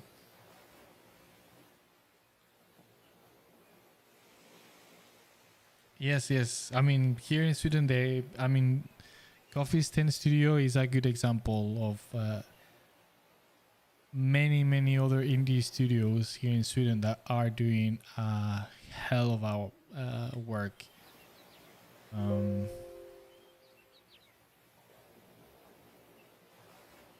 Again, I'm just gonna suggest something that might be, once again, is super obvious. So my apologies once again if it's just like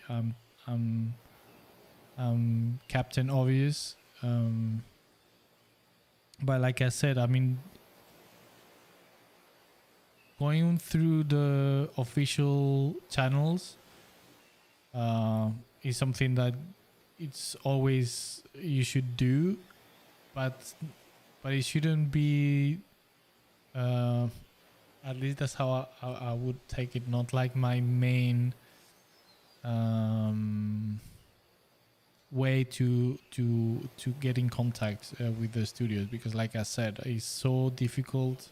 I mean, I know I've been involved with the recruiting side of things when I was in Ubisoft, and you get hundreds of applications sometimes, and you have all the things to do, and yeah, it sometimes it's gonna be very difficult to that they notice even your portfolio, even if it's brilliant. It might just get past unnoticed for a mere from hundreds of reasons.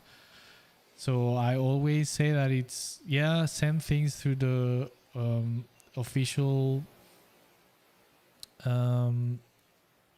channels, but also try like sideways or side doors, getting in contact with people that work there. I mean, taking a look in LinkedIn, it's a good way to finding people that work there and just try to get in contact with them and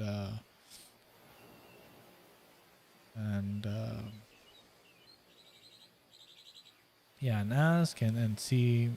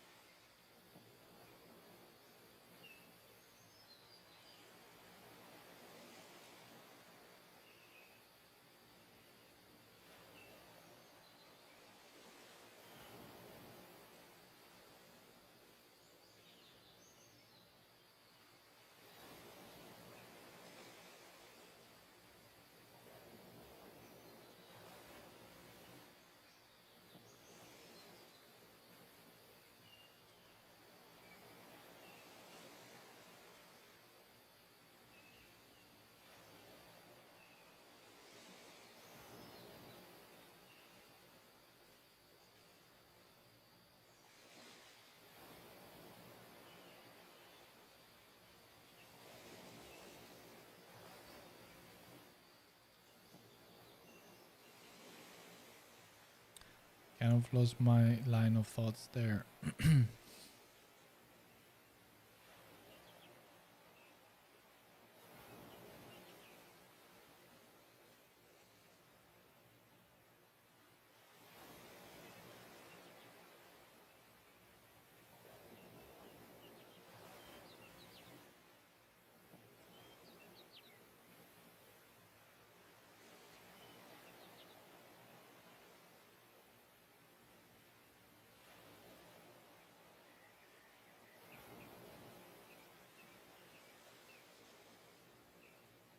No problem, man.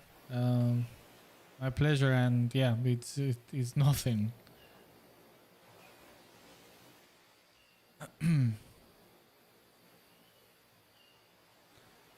And yeah, another thing I was going to say, once again, sorry if I'm just a Captain Obvious, but yeah, like doing a specific portfolio for each studio that you are applying to.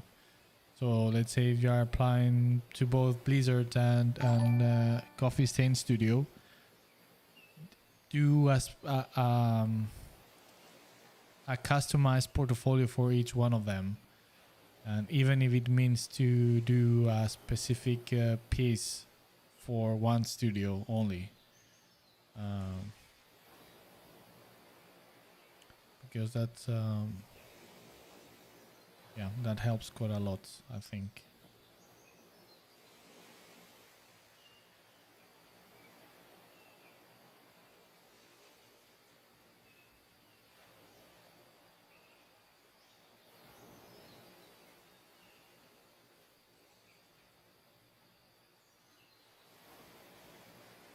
Also, I would be very,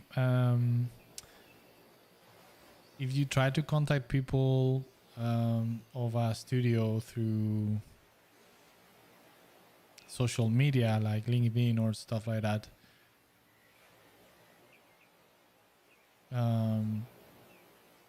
be mindful that maybe they take some time to answer, but normally they will always answer, and especially if you are very, ask politely and say that yeah, you would like to work with them, that you can show the portfolio and stuff like that, or if they know somebody that you could get in contact with that could be interested. Also, I will apply to studios that not, I mean, the ones that you are interested, not just the ones that have an open position.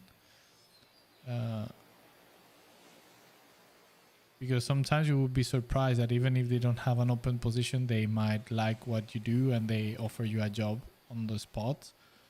Or maybe they know about you, they like what you show them, and even though they are not taking people at that moment, but since you are already contacting them, when they open a position, they have you already in mind and they might contact you directly.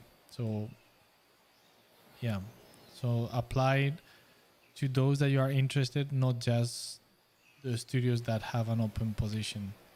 And yeah, now I remember. Another thing that I wanted to comment is that, and this I know from experience once again, because I've been involved into the recruitment process at Ubisoft on at the studio where I was working with, that sometimes the whole recruitment process take ages, especially in big studios, that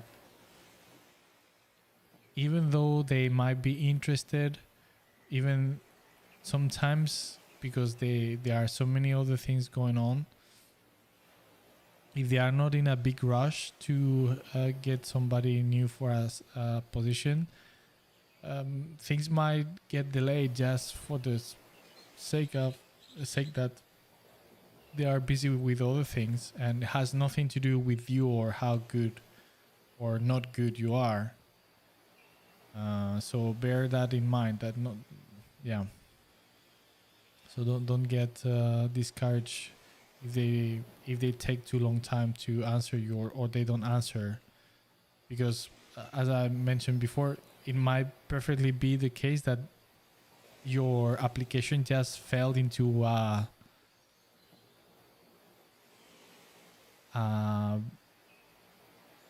hole, and then nobody has seen it, or maybe they have seen it, they like it, but they are super busy or stressed with other things, and they are just keeping it for later.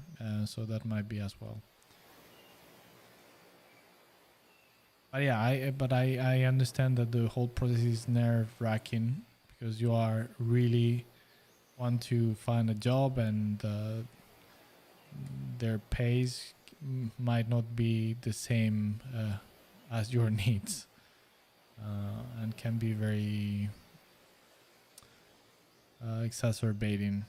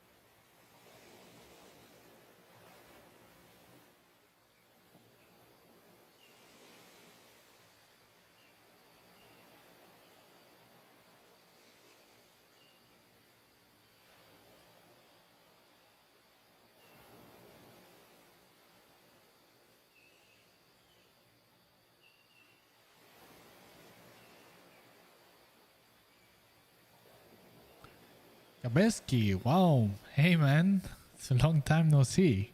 Hey Miguel, I managed to stop by. I haven't been drawing too much since most of my times with game design uni. How are you doing? Well, as you can see, doing some sketching of a character and pretty good, pretty good. I've been crazy busy the last past months. It's been madly crazy busy. I've been renovating my home, which has been extremely stressful because I had to deal with that at the same time working with all the works, and it took a very long time, like around 2 months, the whole thing, and with a lot of work at the same time. So it's been very tiring. But now it's done. So I'm way more relaxed, even though still with many things going on. But it's a completely different story. So I'm doing good. I'm doing good. How about you, man?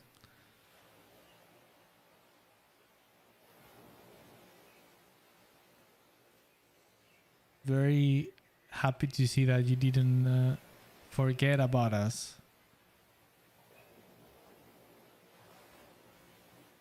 We've been missing you, man.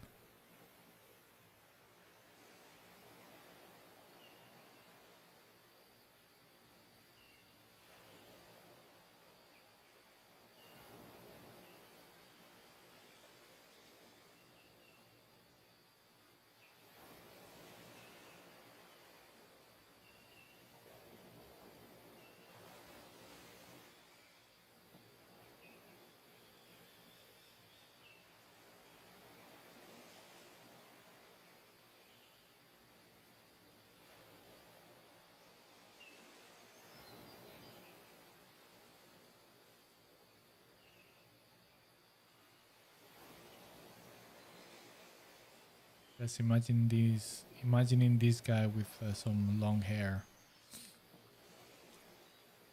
scrappy long hair.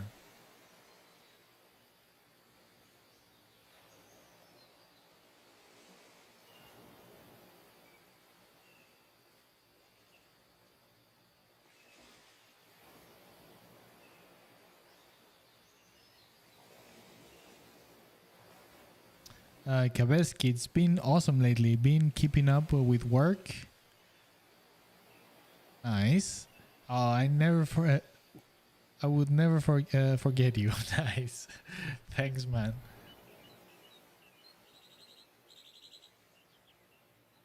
Yeah, sorry, I have kissed so many streams. Ooh la la, Kabeski, what are you doing that we don't know on your end? Yeah, I know that you you meant missed. Vanity Falls, taking over the world. What kiss at a time? Yes, exactly. It is important, showing love.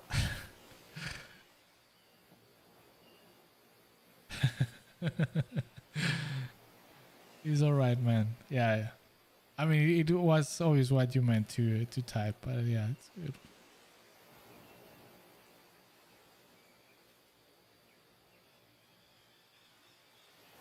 I'm gonna give the world a big den of kiss. Yes.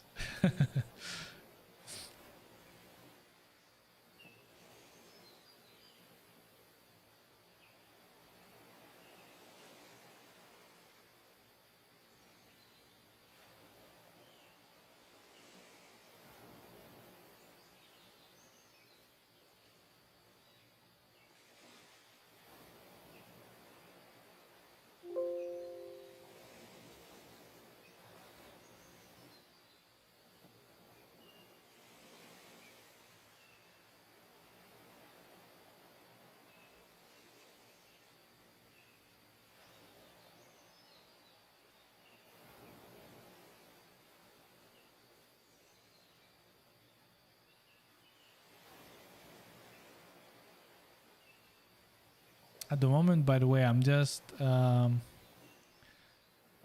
trying to work with the pose. That's my main focus for a while now.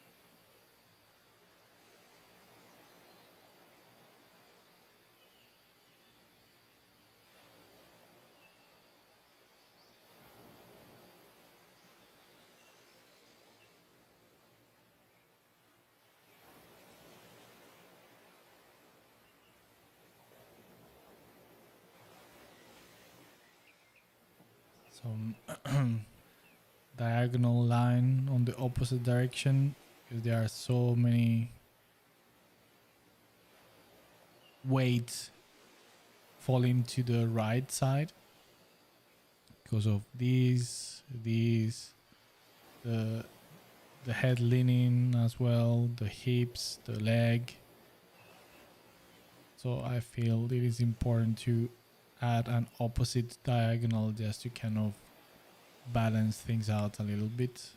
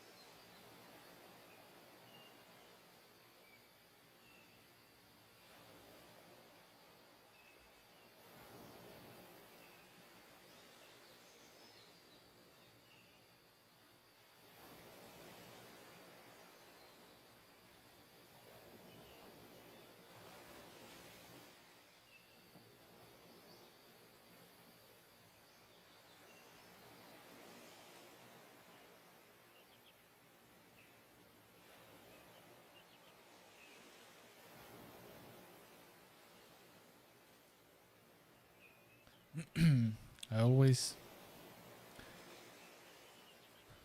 I need to make an effort trying to exaggerate a little bit more the poses, because I tend to um, my poses tend to end up a little bit too neutral or stiff, in my opinion. I need to pay some special attention trying to exaggerate a little bit more the the poses.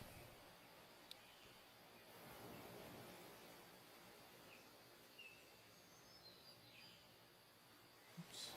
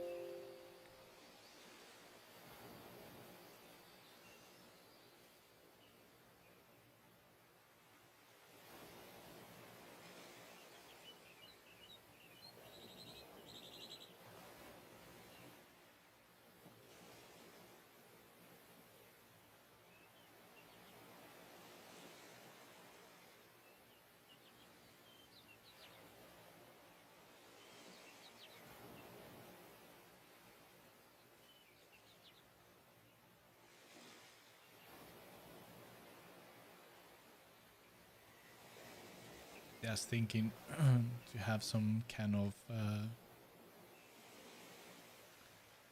pet.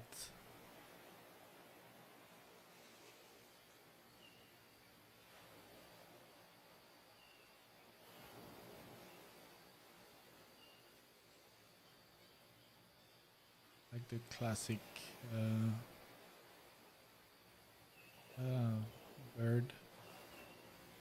I always forget the name in English.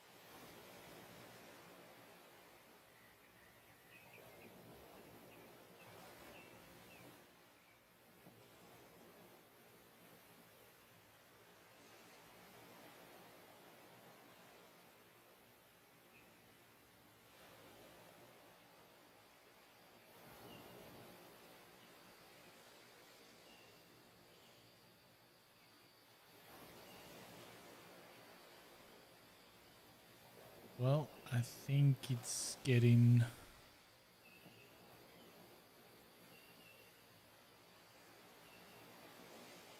We're getting to the moment of finishing the stream.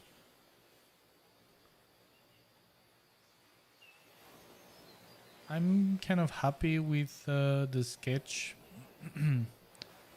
as a first initial sketch for the character, at least to have something.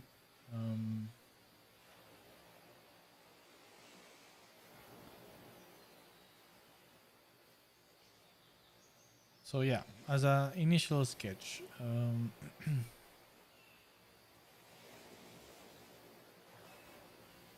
not sure yet about many aspects of the character. I think I will give it a some thoughts for next stream to have a proper brief for the character, so I can jump a little bit more into the design and not so much about the pose and stuff like that, because I think the attitude is I still I'm happy with that direction that we took in terms of age and attitude of the character. Now I need to think a little bit more about more of the context of the character, where he lives in, a little bit of his story perhaps.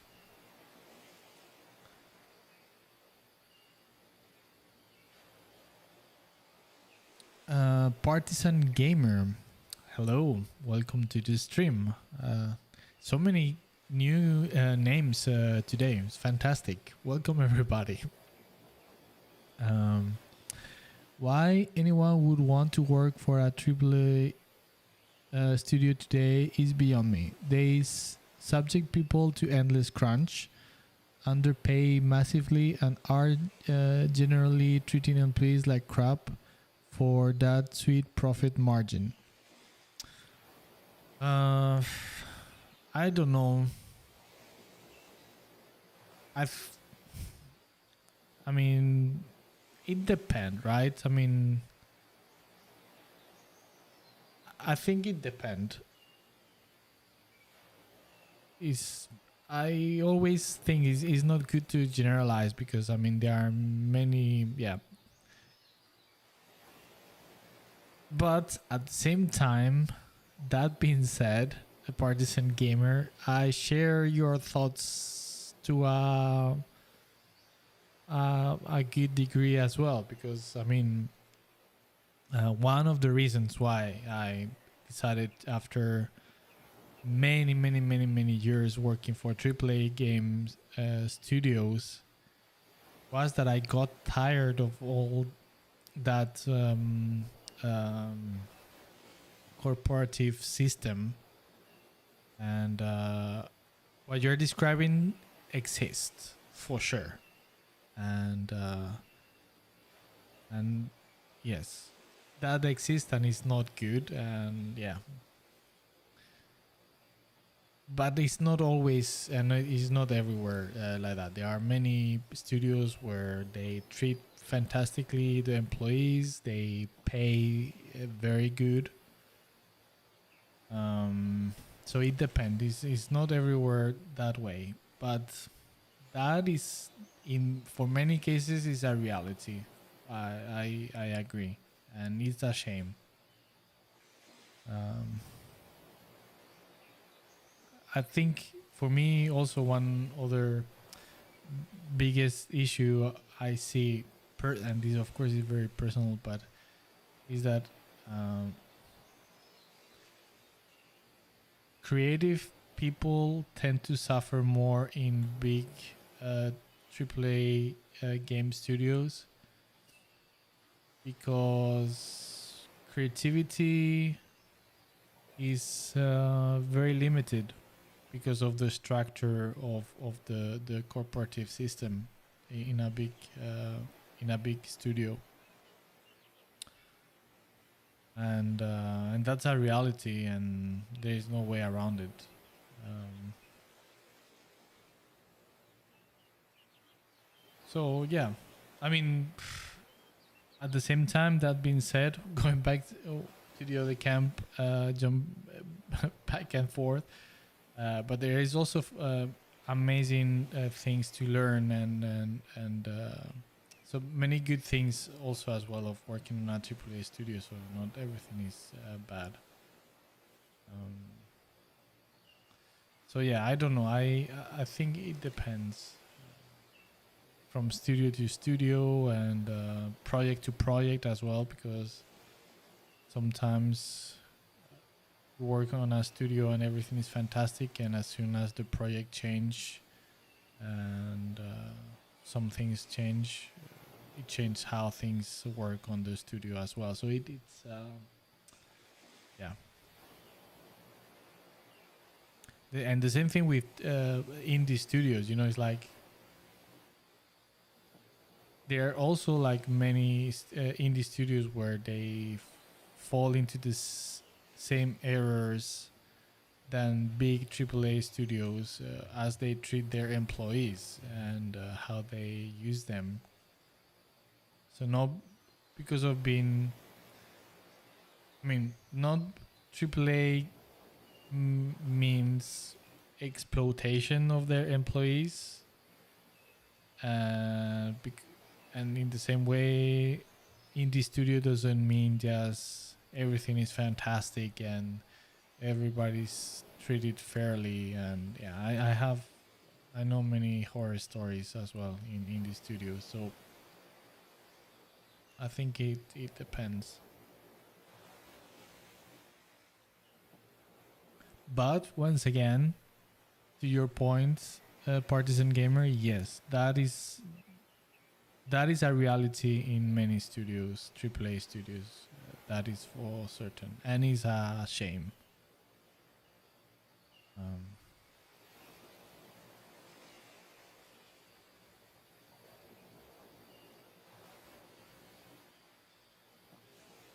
where they'll milk and take the best of people, and they just like use them as napkins. That is, in some places,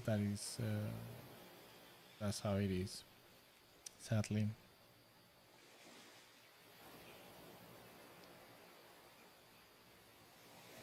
Yabeski, I have been working a lot on concept art for 3D printable minis.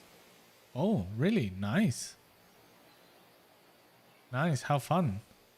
Is it gonna be for? Sorry, is it for board games? Games. Board games. My goodness, for for board games.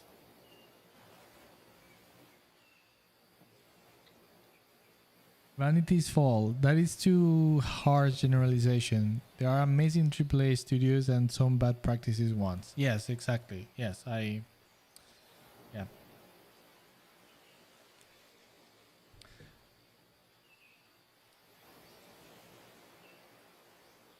I totally agree with that. But there is something that, I mean, this is a very personal opinion that is based on my personal experience. So of course it's very subjective, and yeah, it might be not the case for many other people. But what I have seen a tendency from my own experiences and also talking to colleagues and friends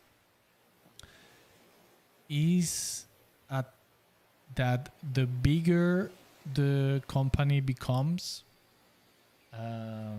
the more they start to fall into those bad practices, and not because of bad intent, but because of how the system kind of rearrange itself. Um,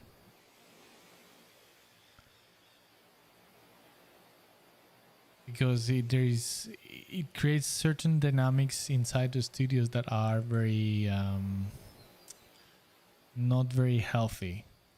And you see a lot with studios that start small and very like a powerhouse in terms of creativity and talent and the philosophy inside the studio. And they may get a big hit that brings a lot of money. They grow a lot. They grow the team a lot. They maybe start to work in several projects at the same time.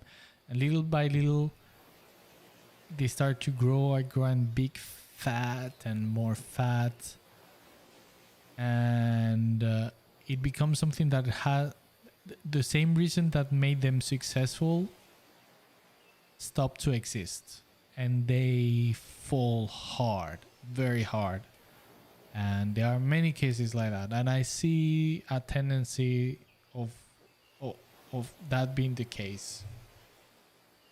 So that's why I don't understand why many studios that are very successful always fall into the same trap of growing and aiming for bigger and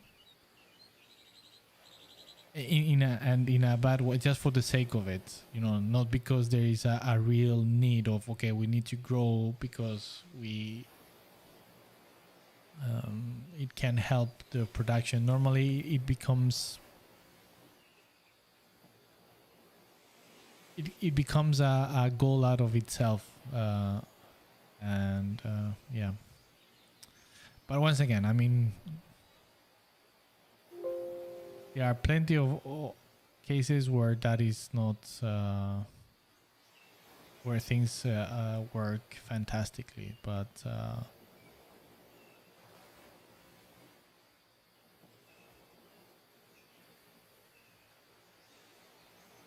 and even in some places where things are not that great doesn't mean that you can have a fantastic experience and you can and that can be overall a very positive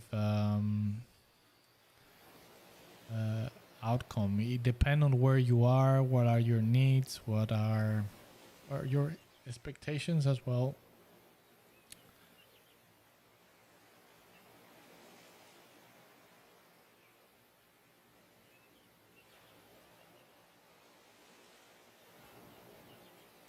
Kabeski, I work with the makers called who make 3D printable models. Nice. Well, congrats, man. I'm very glad that you are enjoying it and that you have worked with it. Fantastic.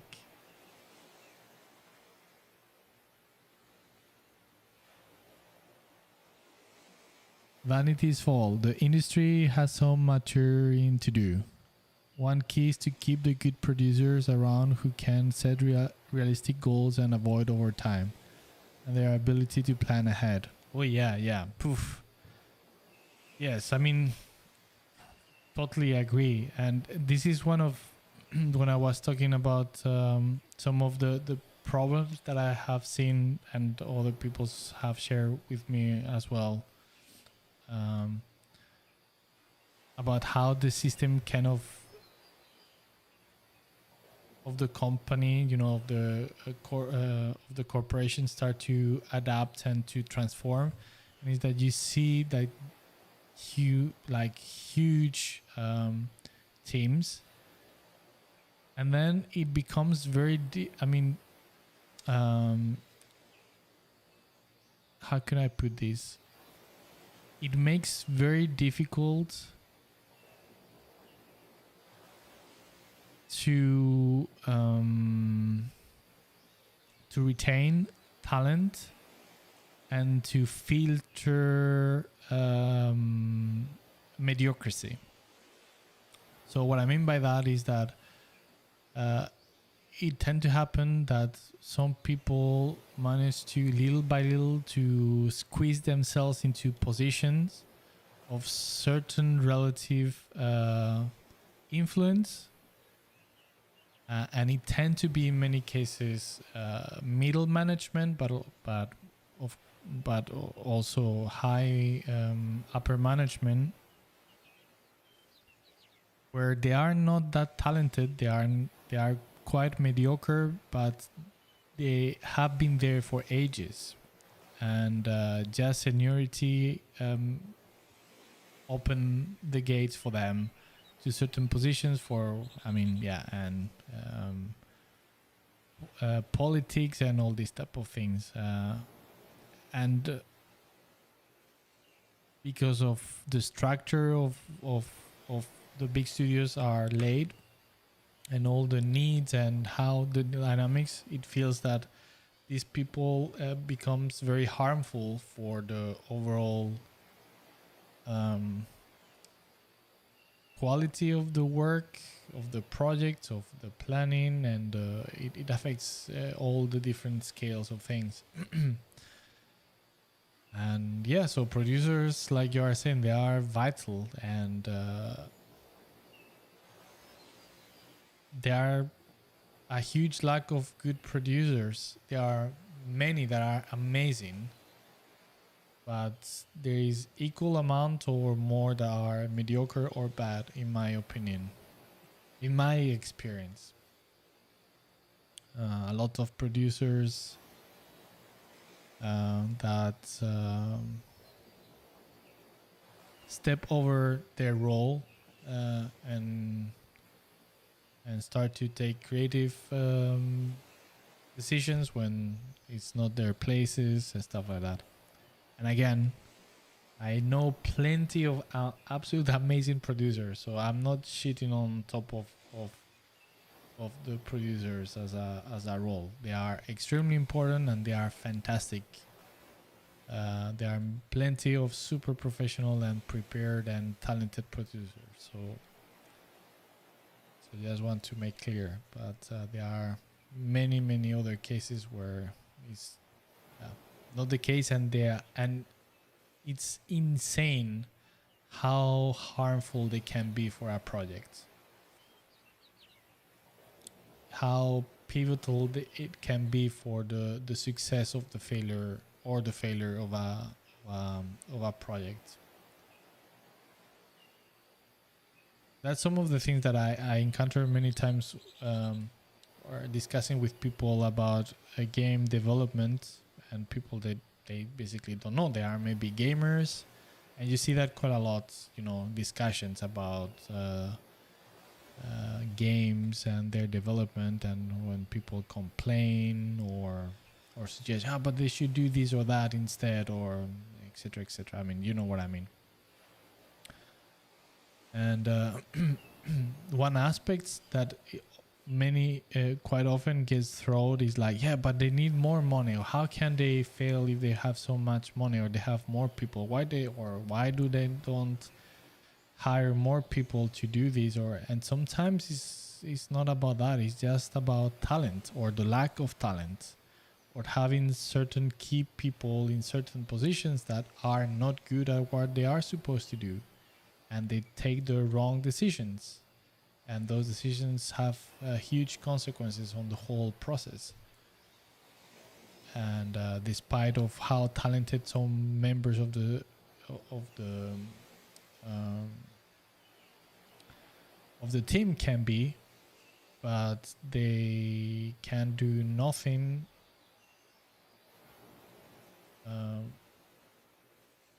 to help solve some of those issues, because of how damaging these other people are.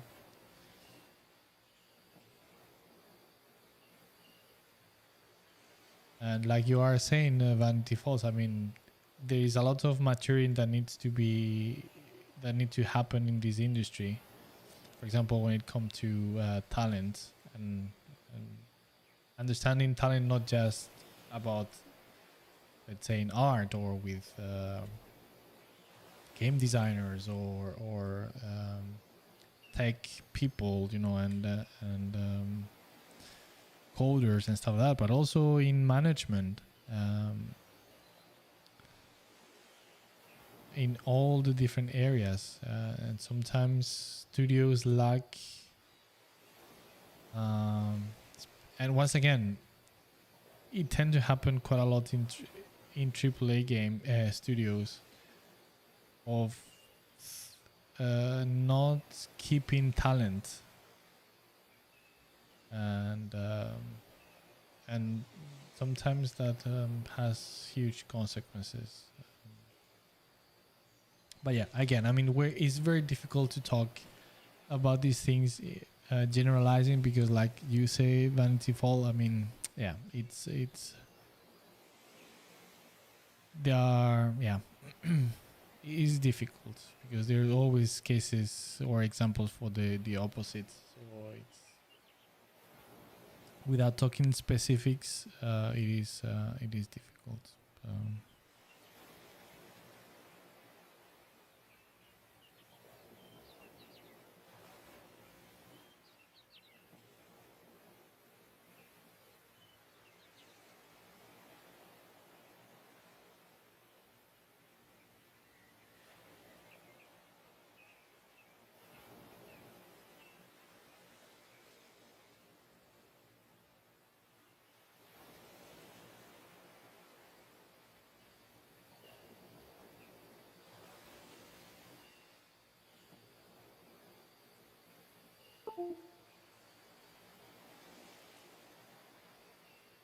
and of course, I mean, another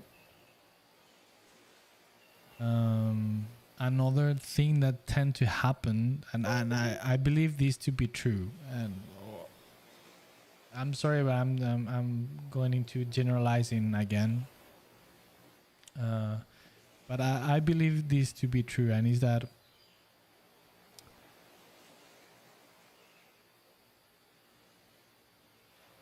let's see, how can I say this, in general, smaller teams, smaller studios, they are more driven by passion, in the sense of doing a fantastic job. And again, I mean, and of course, I mean, they are in AAA studios, is people that are working there are driven in the same way. So it's not the people that are working in the project, not the developers. And I'm talking from, I mean, I've been part of those teams, right? So it's plenty of passion, there's plenty of talent. But what I mean is, in terms of the aim of the studio, the company, so to speak. As soon as they become big, for big publishers, they don't need to prove anything to anybody. The whole thing is about making money. Of course, it's a business, right? But then, of course, that means that it's a little bit like the film industry in Hollywood, right? It's not about creating art. It's about creating films that make money. So it's the same thing with video games and big publishers. A small studio, of course, they have the same aim to make money and to be successful in that way, but they have more to demonstrate. And normally the way to do that is by doing something that they like, and is more driven by doing the best game possible that they can. And with AAA game studios, at the end, it's not the same thing. And I'm not criticizing, I'm just trying to describe what I believe it to be. So it's not better, it's not worse, it's just what I think is the reality. And that's what I meant in terms of the type of creative constraints that sometimes teams within AAA game studios have to work. Because sometimes the decisions to go in certain direction or another has nothing to do with being the better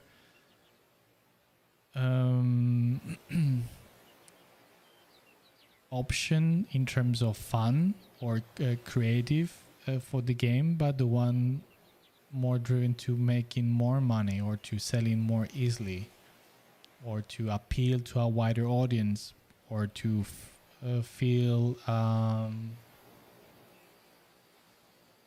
second.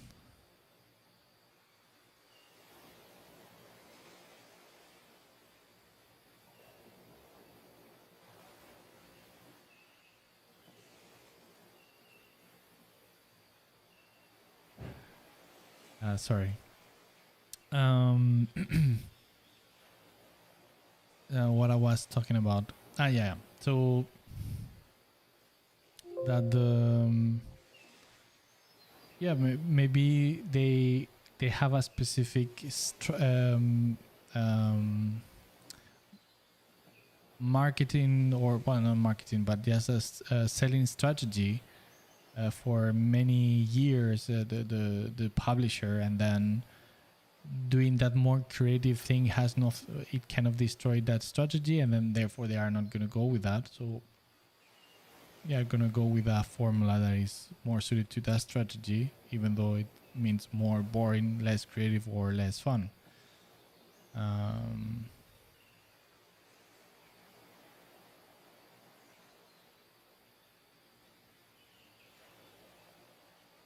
But yeah, once again, I'm generalizing. I don't mean to say that there is no that AAA games equate to boring or not creative. There's plenty of that.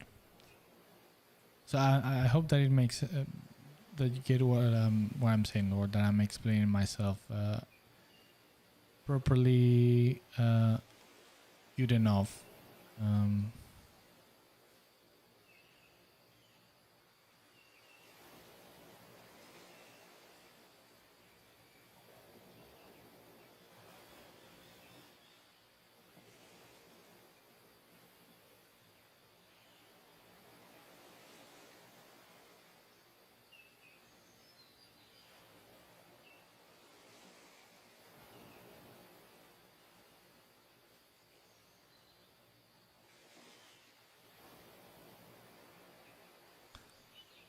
All right. Well, like I said, like more than half an hour ago, I think I'm gonna leave it here. Before Partisan Gamer came up with this very interesting topic about AAA studios. Anyway, guys, thanks a lot for joining today. Again, fantastic to have seen so many new names on the chat. Fantastic. Very glad. I hope that you enjoyed. If it's the first time that you joined the stream. And yes, have a fantastic end of the weekend and a lovely rest of the week. Enjoy the summer. Stay safe and healthy. Please stay healthy with all this corona thing. And yeah, see you next week if everything goes according to plan. Same day, same time. Saturday at 9 p.m. Central European Time. Have a good one and take care. Bye bye.